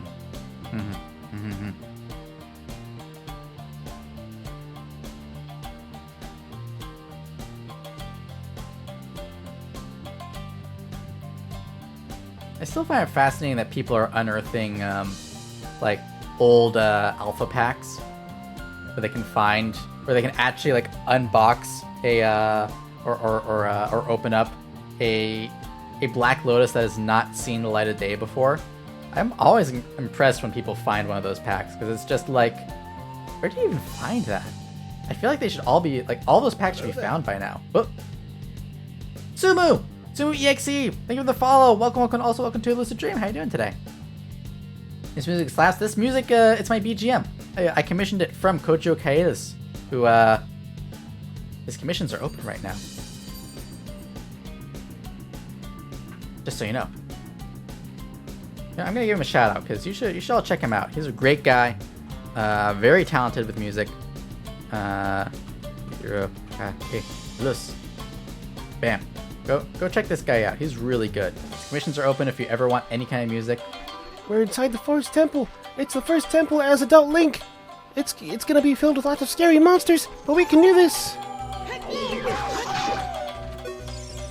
Wolfos, this is Wolfos. Draw it near to you and watch its movement carefully. Attack it when it drops its guard.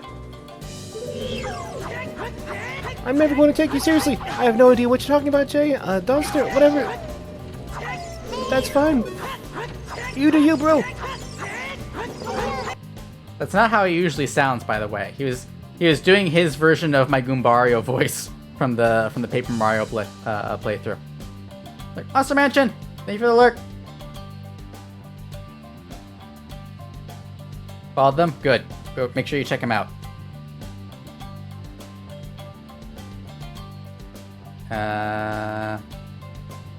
What does lurk do? Oh, it's just a way for people to say, like, I'm watching, but I'm not interacting in chat. Koji actually has a really deep voice. And we do another shout. Let's see if we can get his actual voice. Where? Quite fine. Yeah, Look me in the eyes. What? There's no labyrinth. Ow, it burned. Why am I on fire? I'm lagging very badly. Jet? Oh, frick. Here, Koji. Hiya. Children. This is the way to the dragon. Can I have sugar cane? Wow, how fitting. Yeah, we got Koji and we got Usabi in the same clip. It's a 2-for-1. Koji's always a great watch. He really is. I like to just lurk in his streams. He's a lot of fun. He's a lot of fun to hang out with. I'm planning a thing involving him, which I can probably share with you all. He already knows that I'm planning it. I'm gonna plan a collab stream with him and a couple of other like chef VTubers. So Sobi, Yosobi Twilight, Izzy Cuisine, and Hora, of course. Hora, who is a baker. I'm gonna get them all in a collab, and I'm gonna force them to watch bad cooking videos. So we'll be watching like Brutal Moose and You Suck at Cooking, and You Suck at Cooking isn't really bad cooking videos, but it is painful to watch if you're trying to if you're not like in a comedic mood. So Brutal Moose, You Suck at Cooking, Ordinary Sausage. I might make them watch some Botched by Babbage videos. I think that'd be fun. Oh. I should make them watch How to Basic. I should make them watch How to Basic videos.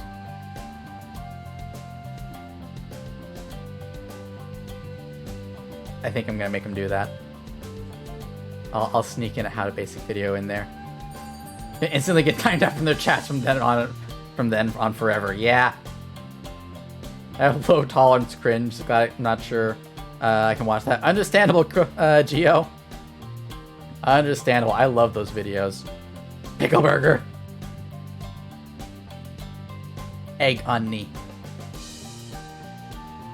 That'll be fun. And it's just gonna be like, it's just torture. That's all it is. It's just gonna be torture. Because they're all like really like, they're all foodies. Like Koji I know is a foodie. Sobi has some really strong food opinions, and he's also like a chef. Hora is a baker.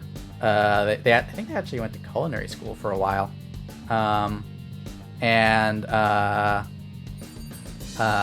Izzy is a food VTuber. She actually cooks she was my inspiration for doing the cooking streams, actually. So I want to get like the 4 of them all together and just be like, hey yo, now watch this man turn a whole pumpkin into a sausage, and just force them to do it. VTuber cooking stream. Yeah, let me shout out all of them. Let's start off with Izzy, because we already saw Koji. I think Izzy, is it 1Z or 2Zs? I think it's 1Z. Izzy Cuisine? Yeah, there we go. Recording for non-streaming? No? Oh, that's from her debut. It knows I'm in nightmare mode. I hate this. Like I said, if I revisit the game, that is a major if, then I'm not doing that alone. I'm dragging one of y'all in with me. Like, I need help, please. But So that's Izzy. We also have Sobi. I warn you right now, Sobi is a time. He is he's a time.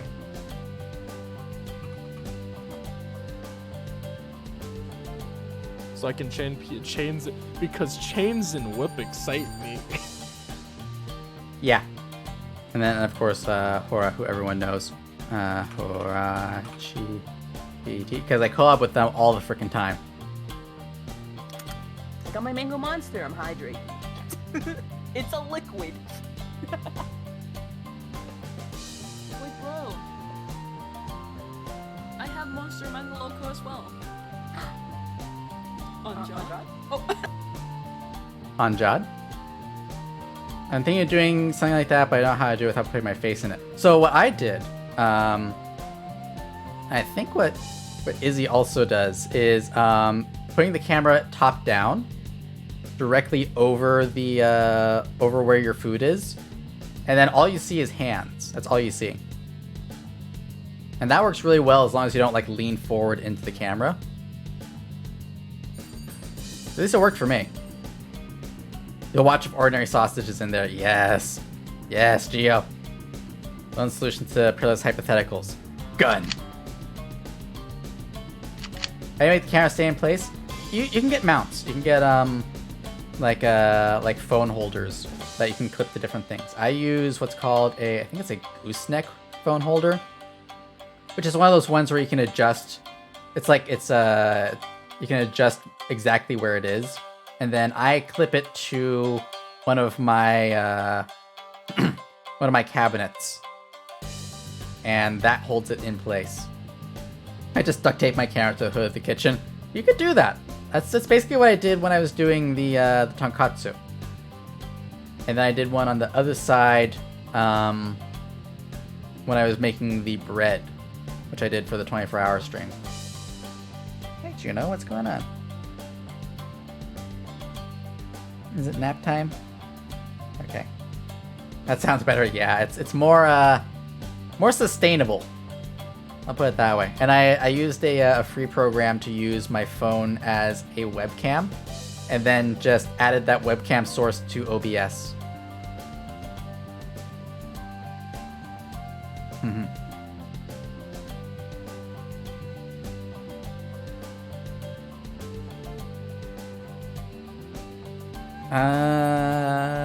Yeah, I want to do another cooking stream. I think that'd be a lot of fun.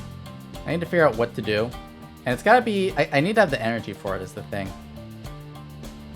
Because cooking streams take a lot of energy. Powerful demon defeats e-waste, exactly. Used to use my phone as a camera for face rigging. That's what I'm doing right now. But it died, oof, sorry. Should do it too. It's a lot of fun. Honestly, I really like doing cooking streams.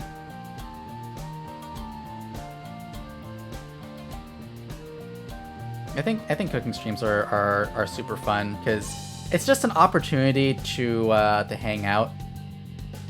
I should get a 3D printer so I can make fixtures for stuff. Ooh. 3D printers are so fun. I've never gotten to play with one, but I really want to. My phone died a hero. Careful, he's a hero. It's time for more coffee.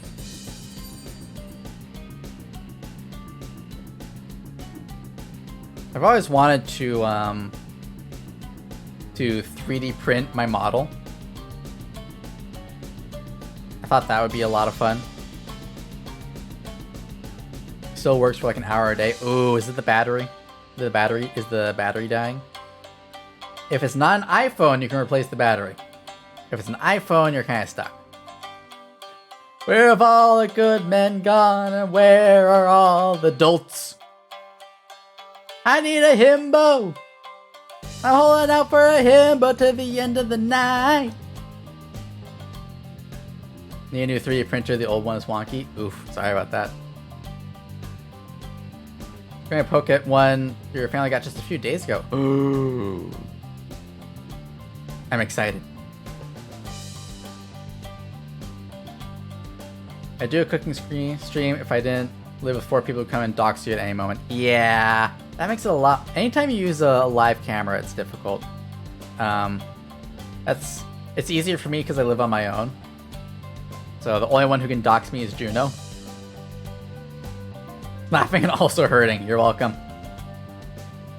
Phone's motherboard is going bad. Oof. Yeah, there's no coming back from that one. Hi, Juno. What's up?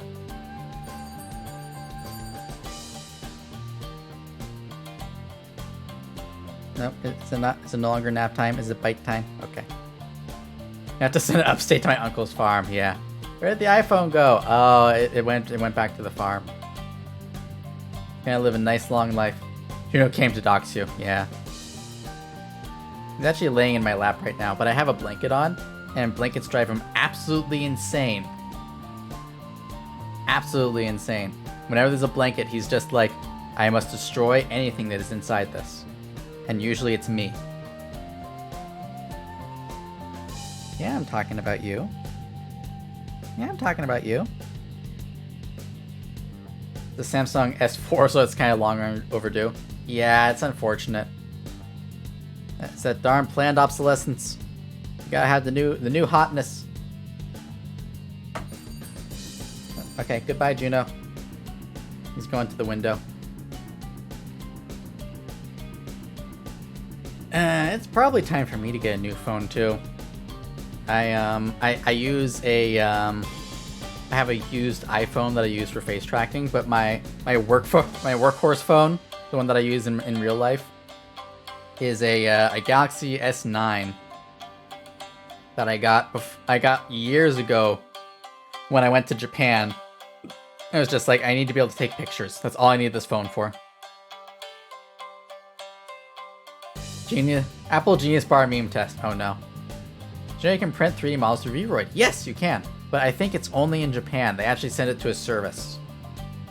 I don't think you can get the 3D model file out of Vroid. Maybe. I've never actually tried it. If I can get the actual model file, that'd make things a lot easier. I'm awake. Twitter ate a message where I made a joke about the big X in the sky. Oof, I'm sorry. That's the Genius Bar. I don't know why, but sometimes I spell like I don't even get the option to approve your messages. Twitter is just eating them, which it shouldn't. I have Twitter set to not eat anything. As someone using an iPhone on iOS 15 with 156 gigabytes of storage, I can firmly say Apple greater than the iPhone. Yeah. It's just, I prefer having something that I can upgrade. And just like not needing specialized equipment. Those are the two things.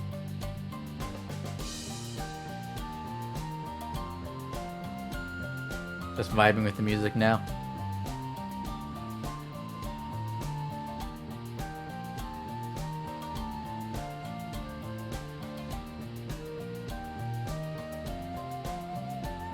I just don't like Apple too much. Yeah, the Apple tax is a pain.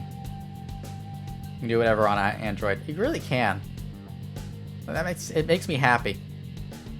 Even if I don't do a whole lot of that stuff, it's just nice to have the option.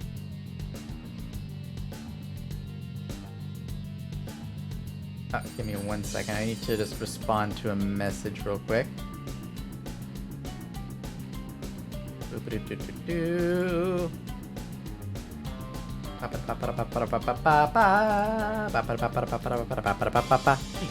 Alright,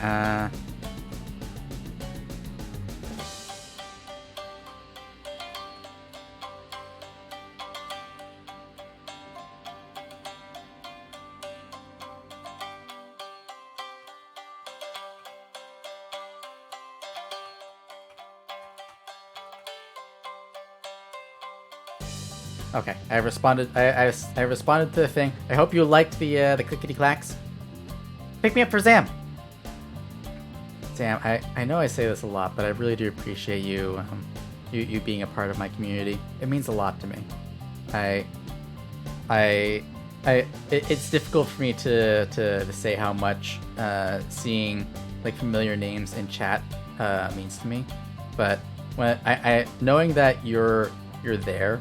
It really does mean a lot, and I'm looking forward to when I can see more about you and your characters, because like that's the fun part of being a VTuber, is just getting to be a storyteller. So keep it up. I know that you'll get there. You will. I guarantee it. How you going? Thanks for the happy vibes. All right, Iceball. Thanks for hanging out. Enjoy your day.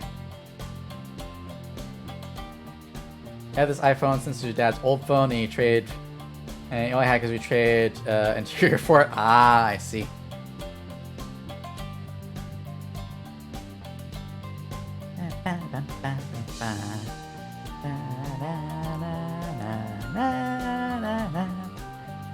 Sorry, I just really vibe with this music.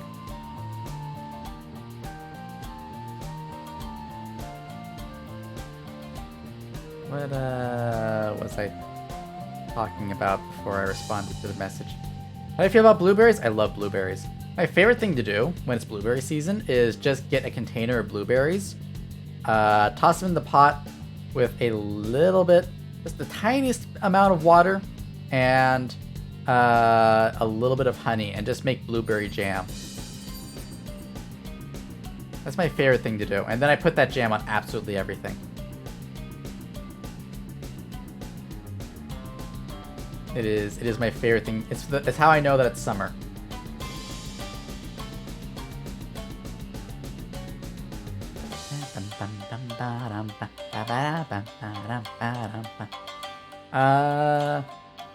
Sounds Stacy. It's so good. Blackberry is the phone name, not blueberries. Yeah. Blackberry. Do people use Blackberries anymore? Blackberry the phone.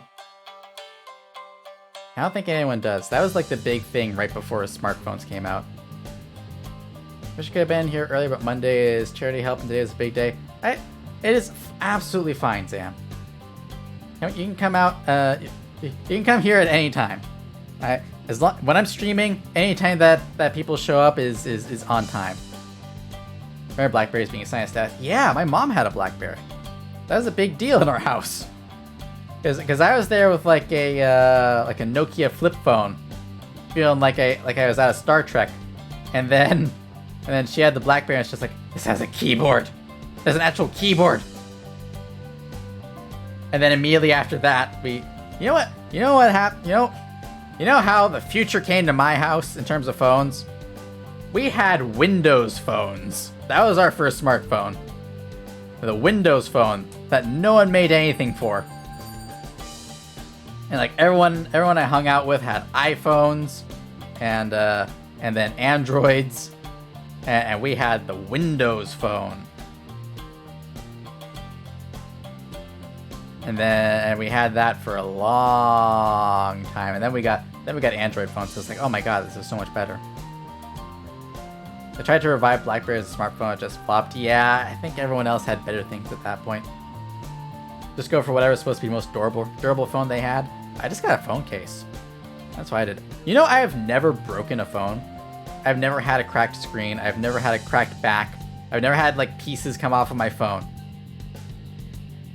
I just put it in a case and then I'm good.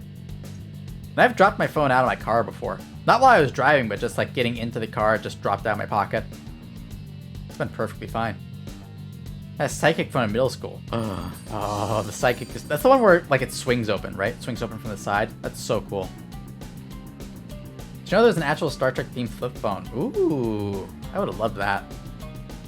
And now we're back to having flip phones because there's like the Android phone that flips open. Not gonna lie, like I think it's a ridiculous gimmick, but I kind of want one.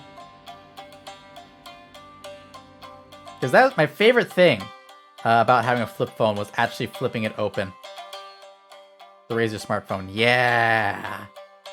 Like it's a ridiculous gimmick, but I kind of want it. Juno, what are you?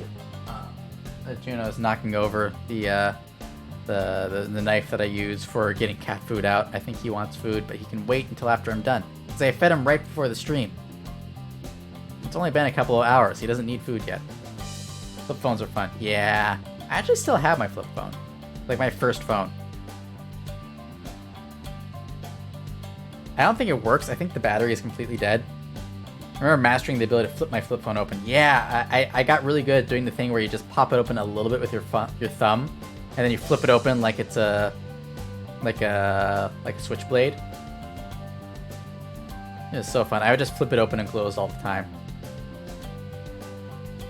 And then I started doing like phone opening tricks where like you pop it open but you hold it from the top and like you just swing it open. So it's essentially like using a butterfly knife. Imagine a butterfly phone. Oh, that would be interesting. I don't know how they would do that though. It worked better with like a regular flip phone rather than a smartphone. Because I think the touchpad would be tough to do. A little coffee. A little bit of coffee for fun. As a treat. You know, I actually own several butterfly knives. Even though, here's the thing, in my state, you can buy a butterfly knife, but it's illegal to carry them. Because they count as drop knives, and drop knives are illegal here. But you can buy them in the store. It's just that the moment you walk out of the store, then it's illegal to have it. I have 2 actual butterfly knives and 1 training knife. Which is basically just a butterfly knife, but it's not sharpened. In my state, it's legal to have a turtle, but it's illegal to buy a turtle. Yeah, there's a lot of weird laws like that. Usually because, like, the original law is written in the 1800s, and then it just isn't updated because they figure, what's the point?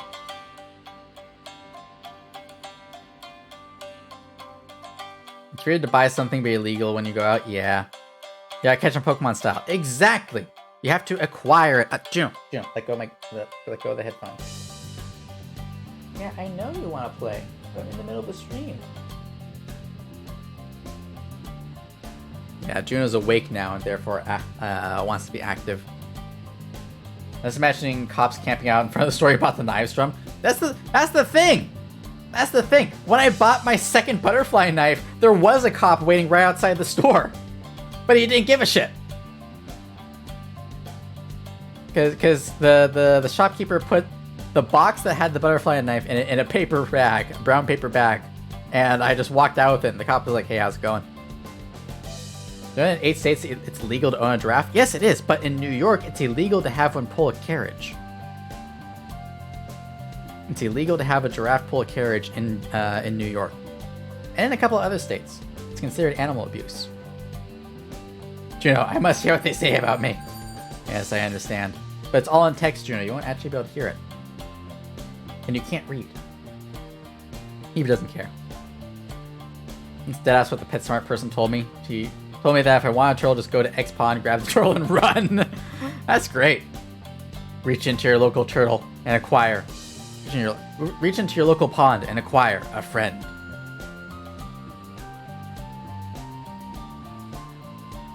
If you like Pokemon Go, it's like that. Yeah, isn't there a whole thing of like you're not supposed to touch turtles though? Like they have some kind of like thing, like some kind of disease that they carry, or is that an old wives' tale? Might be an old wives' tale. The ducks in the park are free. They can't take you. They can't keep you from taking all of them. That's armadillos. Ah, I see. I feel like it's a defense mechanism a lot of animals have, though. It's just like, don't touch them, they'll die. They'll just straight up die. be more worried about the ducks biting back. I feel like that's something that geese would do a lot more.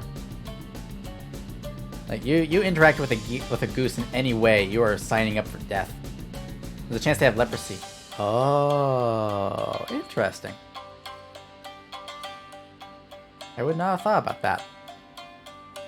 If I can't bring bread to the ducks, I'll bring the ducks to the bread. Imagine just like grabbing a duck from the pond and bringing it to a bakery. And just being like, this is your problem now, throwing it in the door and running. Pick up duck carefully, like hamburger. Hamburger. I don't know, I just think it would be funny to just like gently pick up a duck from the pond and carry it with you, and then like open the door to a bakery and fling it inside and run. That duck would be in heaven for about 2 minutes before someone caught it.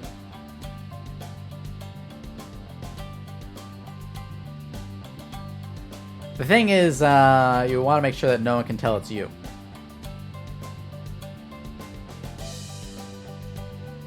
It's gonna do a thing real quick. I see that someone is streaming, so I'm gonna get them a little care package. Boop. And boop. Boop. And do we have the snack redeem?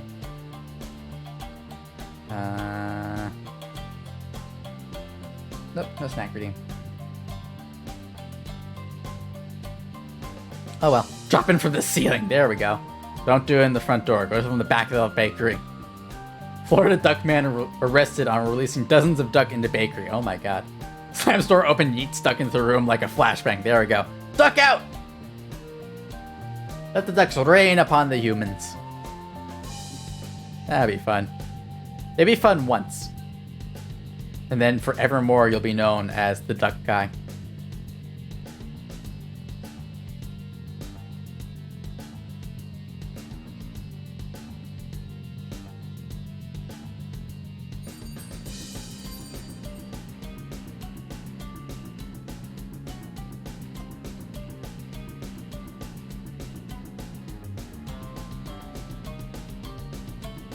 But yeah,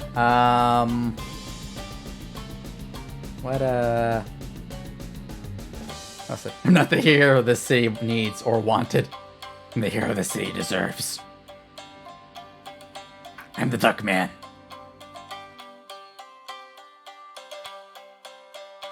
%1,000% okay with being known as the duck guy who terrorized the city with ducks. Yeah, you get a whole like duck themed supervillain costume. And just like suddenly appear in places with a duck. Think about the story from Citation Need about the guy who was sent to Australia for stealing the same duck 3 times. Oh my god. The Duck Knight. Tell me. Do you bleed? Do you have bread? Wait. I can do it better. Tell me. You have any grapes? There we go. That's what the Duck Knight says.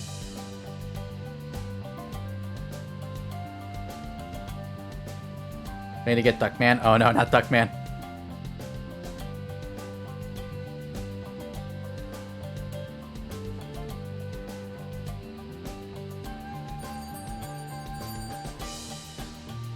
I feel like we've gone places in this stream.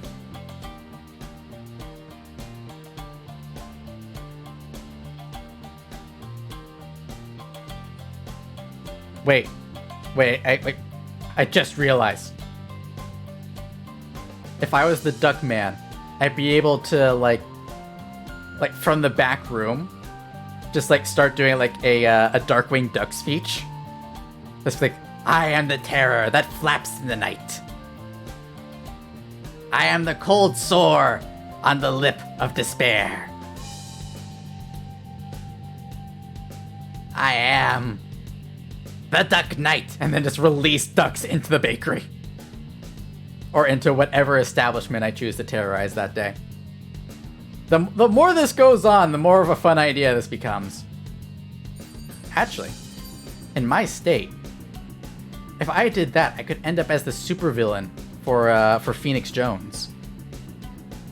That could you imagine? Just like being the actual supervillain to like be against an actual superhero. Could you imagine? It's weird to think about how we started the stream off talking about DashCon. Well, technically, we started the stream off talking about furries, so we kind of came full circle. We started off talking about furries, and now we're talking about being an animal-themed supervillain. So that is technically being a furry. Actually, what's the term for someone who's into birds? It's not furry, is it? It's not scaly, because scalies are into lizards. So for birds, would it be featheries? Doesn't sound right. Look at Discord messages. Okay, I'm taking a peek. Oh my god. Okay, yep. Zamp, we're adding this. Hang on. Let me just copy the link. And we paste that in. I love the name of this. Let's go. Wabam! Oh, it's very tiny. Okay. Crop. And crop. And we'll make this a little bigger. Apparently this is Canard Man. He will watch over the chat. Aviary? Oh my god, Usabi. I don't know if there's any official word for it. I'm sure there is. It's literally Duckman in French. This is the best thing. This is gonna be my costume when I have my supervillain arc. I will become Canard. Is it Canard Man or Canard Man? There's a little bit of black on the side there. Let me just trim that off like it's like the crust of bread. There we go. The Duckman isn't quacking around.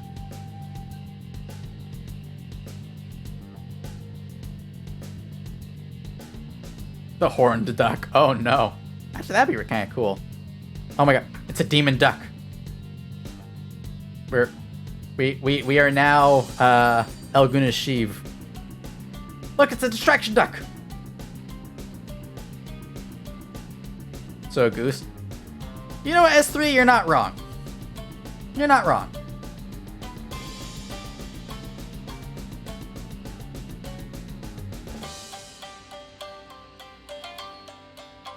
I think I'm losing my mind.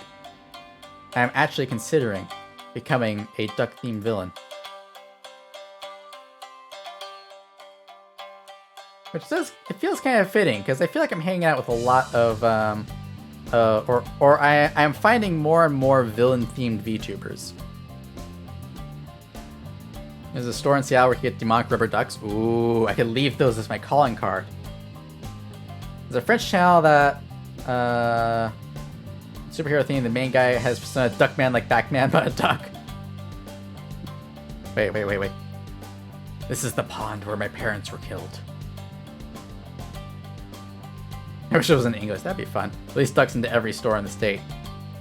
I will release ducks into every store in this tri-state area! The Duck That Came From Hell, featuring Lilin, coming soon to VHS in theaters near you. Cowabummer, exactly. Found that the word for aliens is scaly like for lizards and amphibians. Hang on, amphibians don't have scales! Featheries? Okay. That makes sense. But amphibians don't have scales. That's inaccurate. Should be called slimies. No, wait. That slimies doesn't work. That'd be like for Zam. Slipperies? No, that sounds wrong.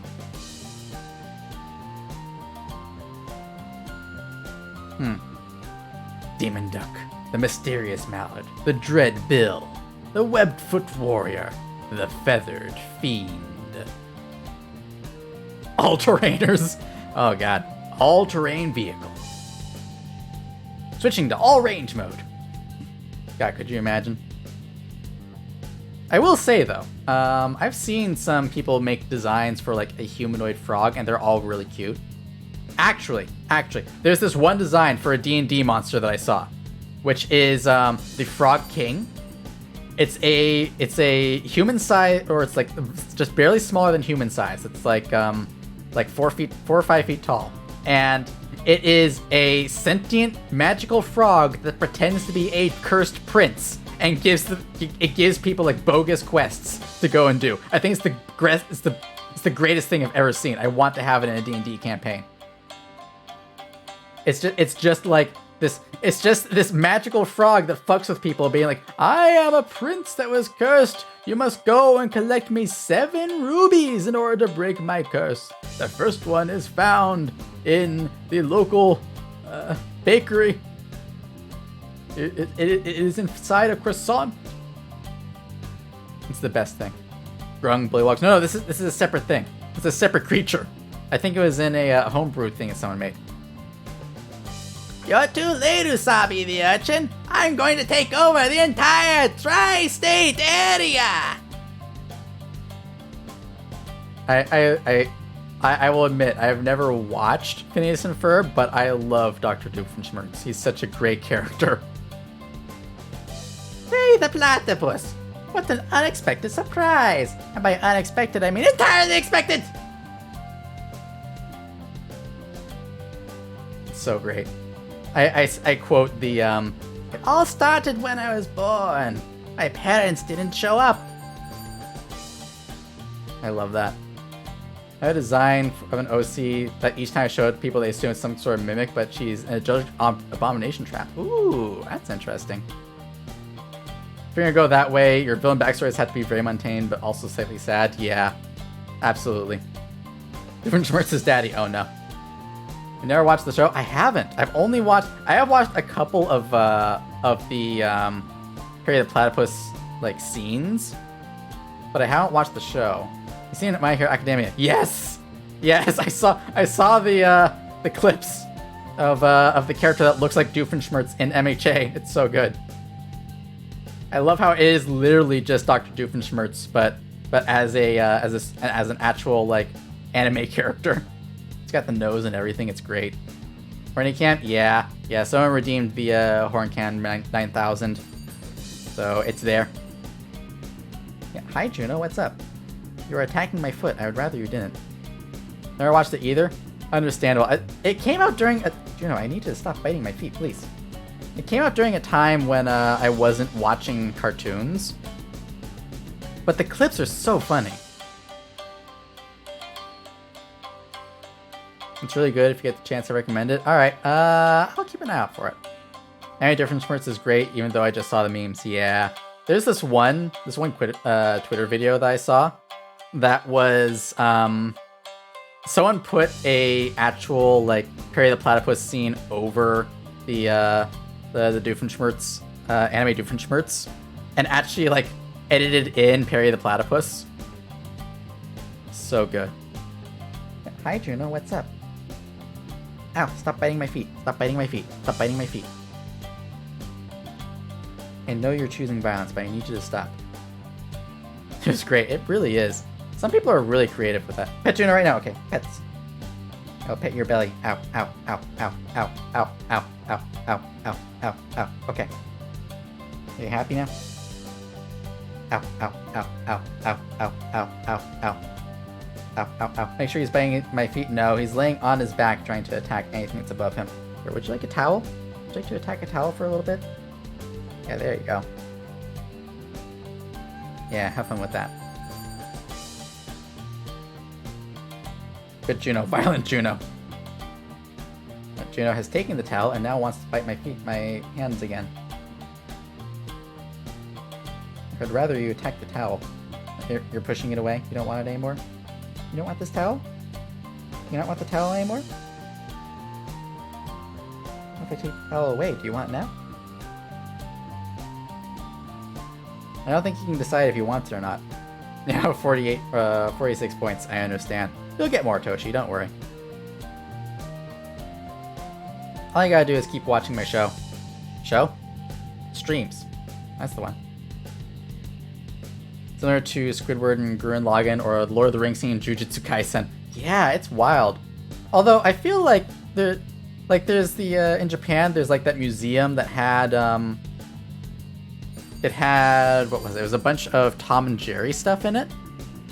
Like actual, like sculpted models of Tom and Jerry. Apparently, like Japanese animators are really into,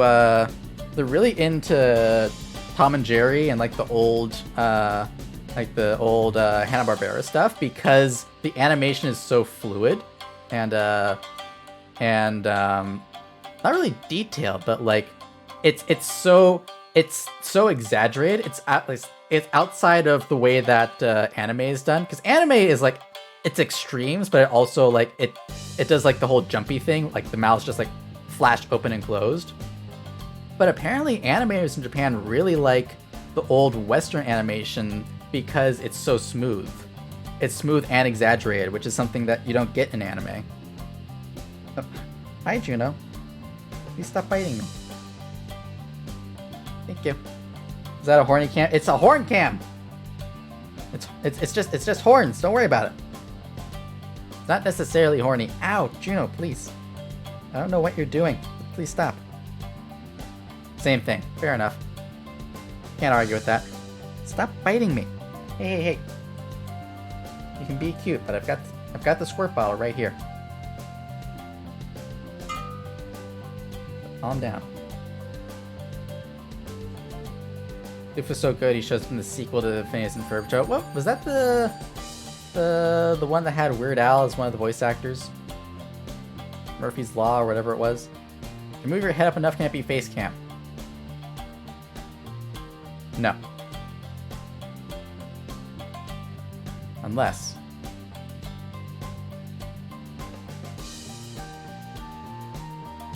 Hey, how's it going? That's weird though. It's horn cam. It's not face cam. Having a face in the horn cam is like, I don't know, having hands in the thigh cam or something like that. It's just weird. Weird Al does voice the main character. Yeah, I thought that was one of the big selling points. I miss that era.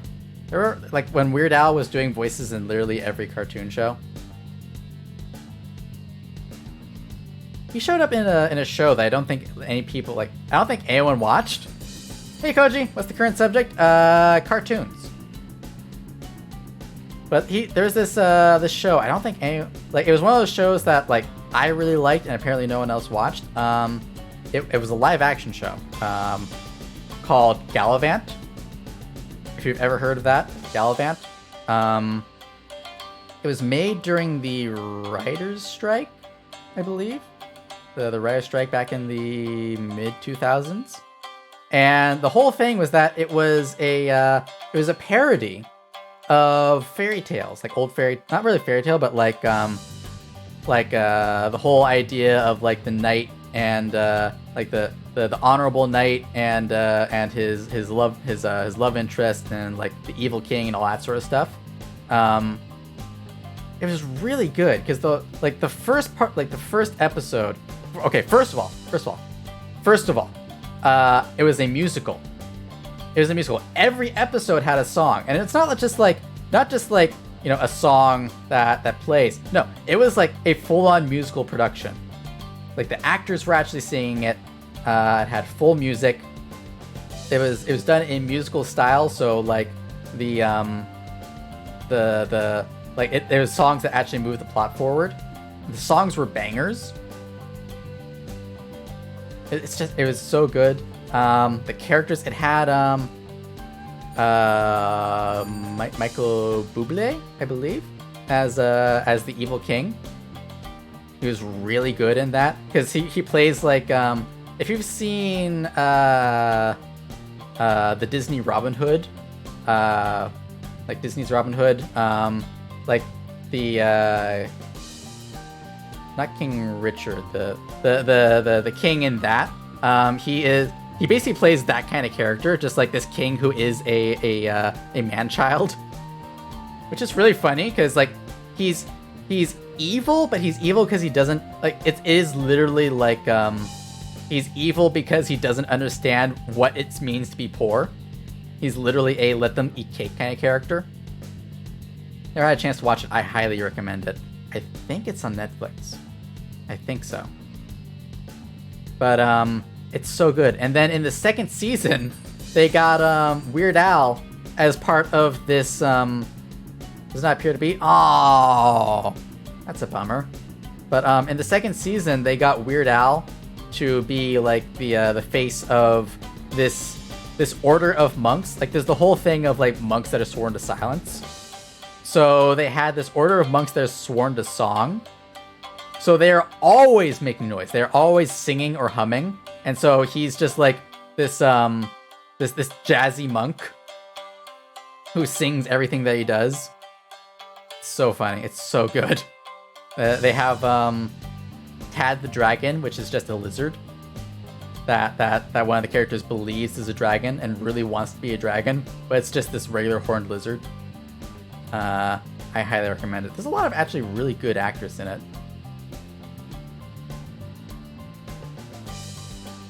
But if you ever get the chance, Gallivant, go watch it. Highly recommend it. I wish they got a third season, but they basically only did it because of the writers' strike that was in the early 2000s, and none of the actors had work. Didn't a character say something on the lines of "break your vow or break your neck"? Yes, yes, they did. Talking about those monks, because they were like, "Please stop singing. Break your vow or break your neck." That was such a good one. And then there's another one where it's like, yeah, Gallivant, yes! Whenever I talk to people, no, like, I've met maybe 3 people who know the show. 2015, yeah. Yeah, it was. Which is still like 6 years ago. You're welcome. You know, when you think about it, aren't we still in the early 2000s? Because it's only like 2020, 2021. We are still technically in the early 2000s.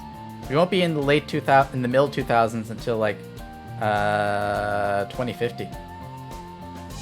No, stop. You're welcome, Koji. Yeah, we won't be in the mid 2000s until 2050. Depends on your range, though. True. I mean, 2020 to 2029 was supposed to be the 2020s. It was supposed to be the 20s again. The Roaring 20s. Or if you're on Tumblr, the Roaring 20s.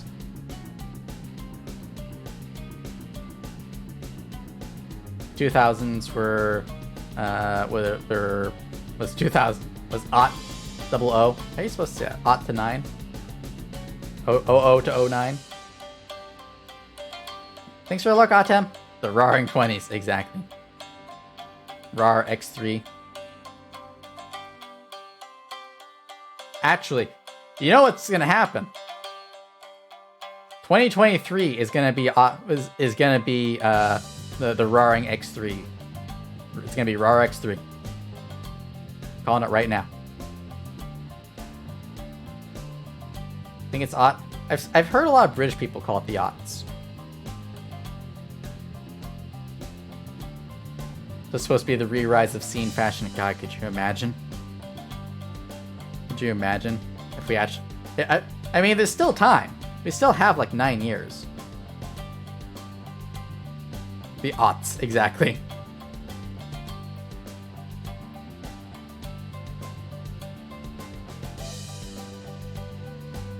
Their Gallivant line was something like, "You look terrible. Have you ever seen a beautiful woman and got stoned?" I mean, like, turned to stone, not... Yeah, there's a lot of great lines in it. Hi, Juno. What's up? Ow. Ow. Ow. Stop biting me, please. Let's take that 1990s image that was on every food cup making a comeback. Yeah, that was on the bottles. I mean, vaporwave is a big thing. The wave. Yeah, exactly. I want to get that on a shirt. That teal wave. Yeah, you don't even need a picture of it. Everyone knows what it was. I want old fast food styles to come back. Arcade carpet pattern. Yes. Yes. What shapes and colors were it? Yes, all of them. Or like the carpet in bowling alleys. I want that.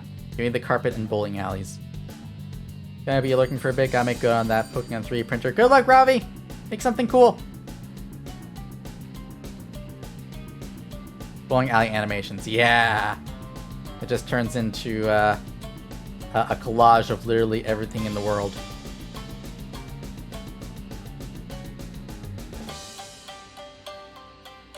The plan right now is some Battletech maze. Ooh, Ravi. If you make some Warhammer 40,000 figurines, you can overturn the market. You can just, like, completely destroy Games Workshop's economy.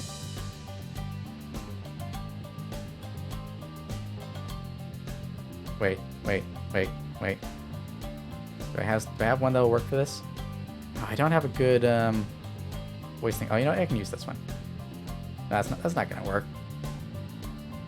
No. Okay, never mind. Strike! Nice cock! Can you sell some Tau Stingrays? Ooh, nice. Those are being me to that. Doesn't seem to be working. I mean... just because it hasn't worked for other people doesn't mean it won't work for you. You just gotta like market yourself as like entertainment pavilion with your hit game Schmorhammer. I need to ask why there's a duck man in the corner. All right, Toshi, get you back up to speed. Actually, there's no getting back up to speed. Essentially, I am now a duck-themed villain who throws ducks into bakeries, and I am the Duck Knight. Not big on 40k minis right now. Understandable. Let me sum up.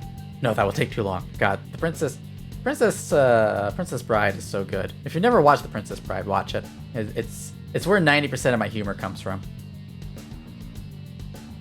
If you've heard me call something The Thing, that's where it comes from. Never watched it? Koji, please watch it! I got corrupted by ducks. Duck correction arc. Yeah. The Princess Bride is so good. Do you rest to locate it? I'm sure you can. It's everywhere, I think. But like, both, yeah. You chose... You've fallen into one of the classic blunders! First one, the biggest one, is never get into a land war in Asia. But the second, only slightly less well known, is this! Never go up against Sicilian when death is on the line!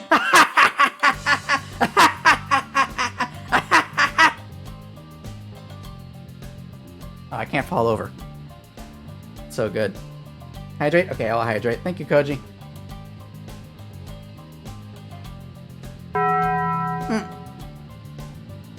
Movie stream night watching The Princess Bride. Oh, I would love to. And stretch. Okay, thank you. Hi, Juno. What's up? What are you doing? You gonna bite my arm? You're gonna lick my arm. Okay. I'll use Gundams as replacements for Riptide units. Maybe merge Gundam parts and Tau parts. Ooh, that'd be fun. Talk about uniform Lilin when. Does Taco Bell have a uniform?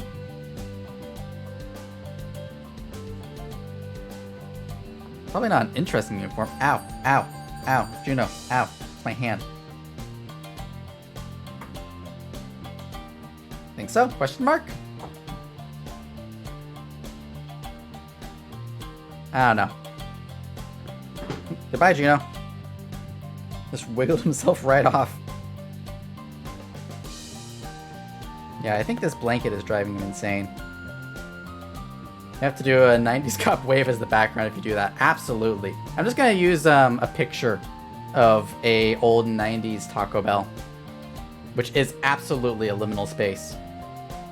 Replace your mug. You know, I only add the mug as an indicator that I'm drinking coffee, but I really like this mug. Check out what it says. It's a really fun mug. But if I do the full Taco Bell thing, then I will absolutely get a Dixie cup and use that instead. Those old Taco Bells, the old Taco Bells are so good. Honestly, that style of fast food restaurant is such a mood. It makes me sad whenever when those restaurants moved over to just being like, here's your food, get out. Hi, Juno. Okay, bye, Juno. I remember loving the squiggle lines. The squiggle lines are so good. Just lines. No reason why. It's just lines. Just we have them. Why are the lines there? Don't question it. It's just they're lines and they're good. You know, I almost, I scalped myself in a McDonald's playpen. Like, I took off the skin on the top of my head. It was not fun. I was in a slide, and I tried to look forward, and caught my head. I caught the top of my head on like a seam that I was running along it, and just like it took off like hair and skin. It was not fun. It was not a fun time. Taco Bell wants to make ATM-style restaurants to conserve space in big cities. Eesh. Half the fun is just like, here's the thing. I don't think fast food is something that you go and you get the food and you leave. Fast food is a place where you hang out with people. And just like vibe in this liminal space. Or flipping inside of a slide and getting stuck. Yeah, that's how you know you're too old for them. Like, you don't know you're too old for a play place like that until you get stuck or you get damaged in one. Like, once you get hurt, then you know that you're too old, and then it's just like, oh. Don't think I've ever been to a Taco Bell.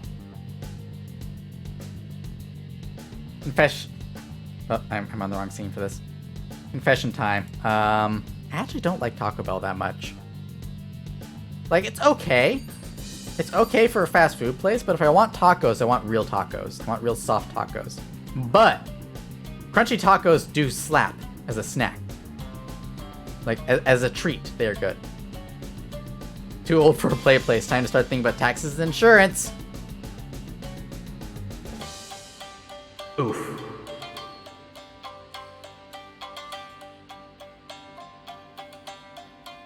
Has anyone ever told you your theme sounds like something that would be in Crash Bandicoot? So actually, someone told me that this sounds like it should be in a Spyro game, and I can hear it, and I kind of vibe with that. Favorite memory was from last year at a friend's birthday where they let us play Smash in the store. That's incredible. That is so cool. Like, honestly, like, I would go to more fast food places if the store was cool with stuff like that. I think that's such a cool way of doing things. Not every place is like that because they're responsible for any damage that happens on the premises and stuff like that. So, yeah. But like, just being cool with things like that is so good. I remember when like McDonald's had they had like Pokemon Snap in their stores, and I would just go to McDonald's to play Pokemon Snap. It's calmer, I can see it in Spyro, but when there's faster moments with more defined beat, it sounds like something out of Crash. I can feel that. I vibe with that. Well, I like Taco Bell because of potatoes. I've heard so many people talk about the potatoes at Taco Bell, and I have never, like, I just don't understand, like, it's not my thing. If I want potatoes, I'll go get fries somewhere else. I go to Taco Bell for the tacos.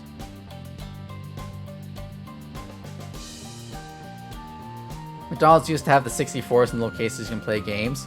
Yeah, actually, Gio, there is a used game place near me where you can buy the controllers that say McDonald's on them. You can buy those controllers. And I kick myself for the fact that I didn't. I bought a rebuilt controller instead, but God, I want a McDonald's controller. Oh yeah, help. I'm dying.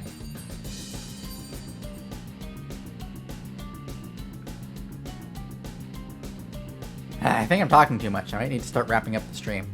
I might need to wrap up the stream so that I can be ready for the collab in an hour. Oh my god, the collab's in an hour. I should start wrapping up. Not the fries, but the fried cup potatoes. Oh, I forgot that people make a distinction between that.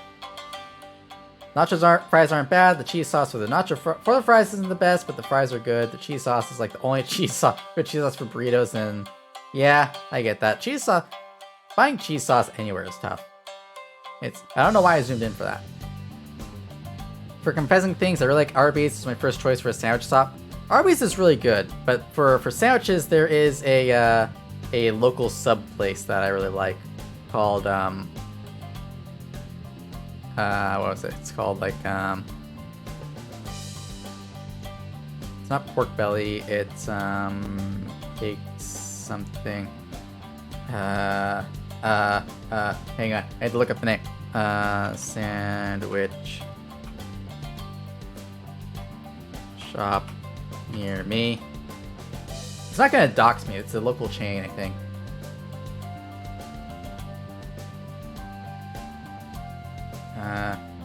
What is this place called?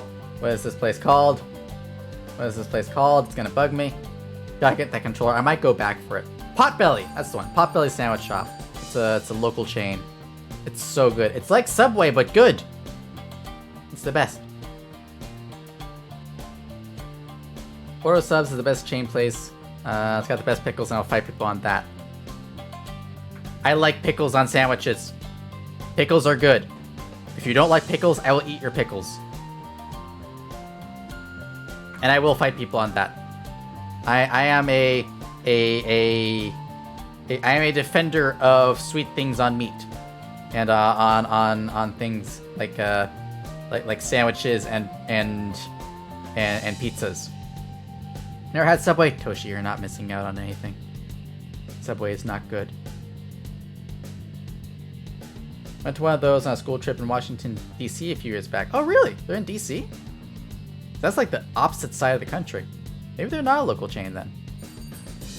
Like pickles, just not sweet pickles. Sweet pickles make me nauseous. Dill pickles or garlic pickles in sandwiches are great though. I like all pickles. All pickles are good. I'm a big fan of bread and butter pickles.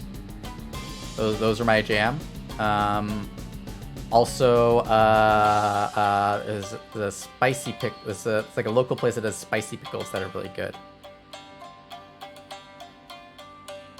I had a friend that brought a jar of pickles to school as lunch and ate the whole thing. Yeah, it sounds like me. I give the pickles off my food. I will take all the pickles. They are my pickles. Garlic pickles are S tier. They really are. I'm a big fan of doing like quick pickled stuff. Like I do quick pickled red onions in like just quick pickled in apple cider vinegar. So fucking good. Quick pickled red onions on a good like burger patty. It's the best damn thing. Like that and a little bit of mayo and pepper, and it's just like that. I will eat that for breakfast, lunch, and dinner. Basic hamburger dill pickles. Basic hamburger dill pickles are the best. Why was that so hard to say? Hey, pickles, you can take all mine. My pickles! Mine! Your pickles are mine. Exactly. Locations in Minnesota, Texas, obviously DC. The headquarters is in Chicago, Illinois, where they're founded. Interesting. I always assumed they were a local chain, because I never saw them in, like, California. I don't think I saw them in Atlanta. But then again, I wasn't looking for sandwich places in Atlanta. But I don't think they're in California. Or if they are, they're being ignored because there's so many good burger places down there. But that's interesting.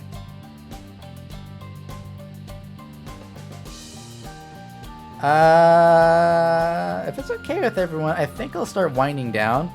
My throat is starting to go, and I have a collab in an hour. To be fair, you'd also think places like Alamo Draft House and Texas Roadhouse be local chains, but nope.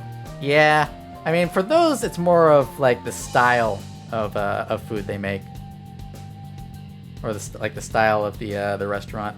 I think I'm gonna start wrapping up. As much fun as the conversation is, My throat is starting to die, and I have a collab in an hour that I need to get ready for. So I'm going to.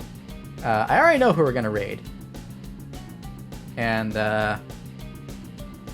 I need to like let my throat rest for a little bit, just to be ready for it. Should make the honey stuff I made for your throat for those just chatting streams. I should like start drinking like honey lemon tea during just chatting streams. Get some rest, drink some tea, or drink some warm water with some honey mixed in it. Yeah, I think what I'm gonna do is I will make I'll make some honey tea. That sounds good. Something non-caffeinated. I think I have enough caffeine in my system right now.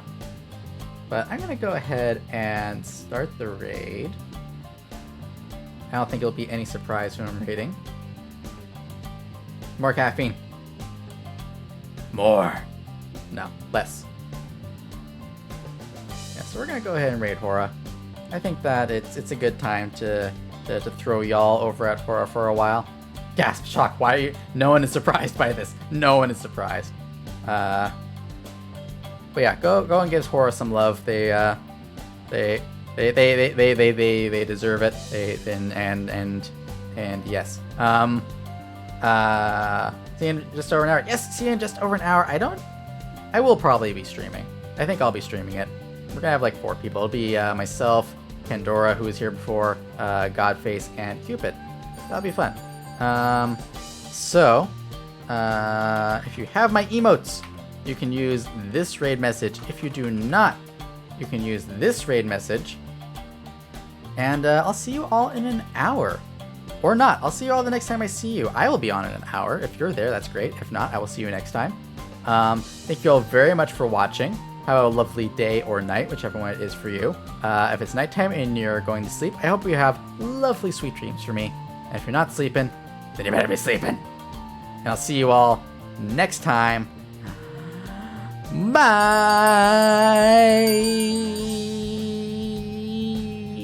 Yeah! Pog.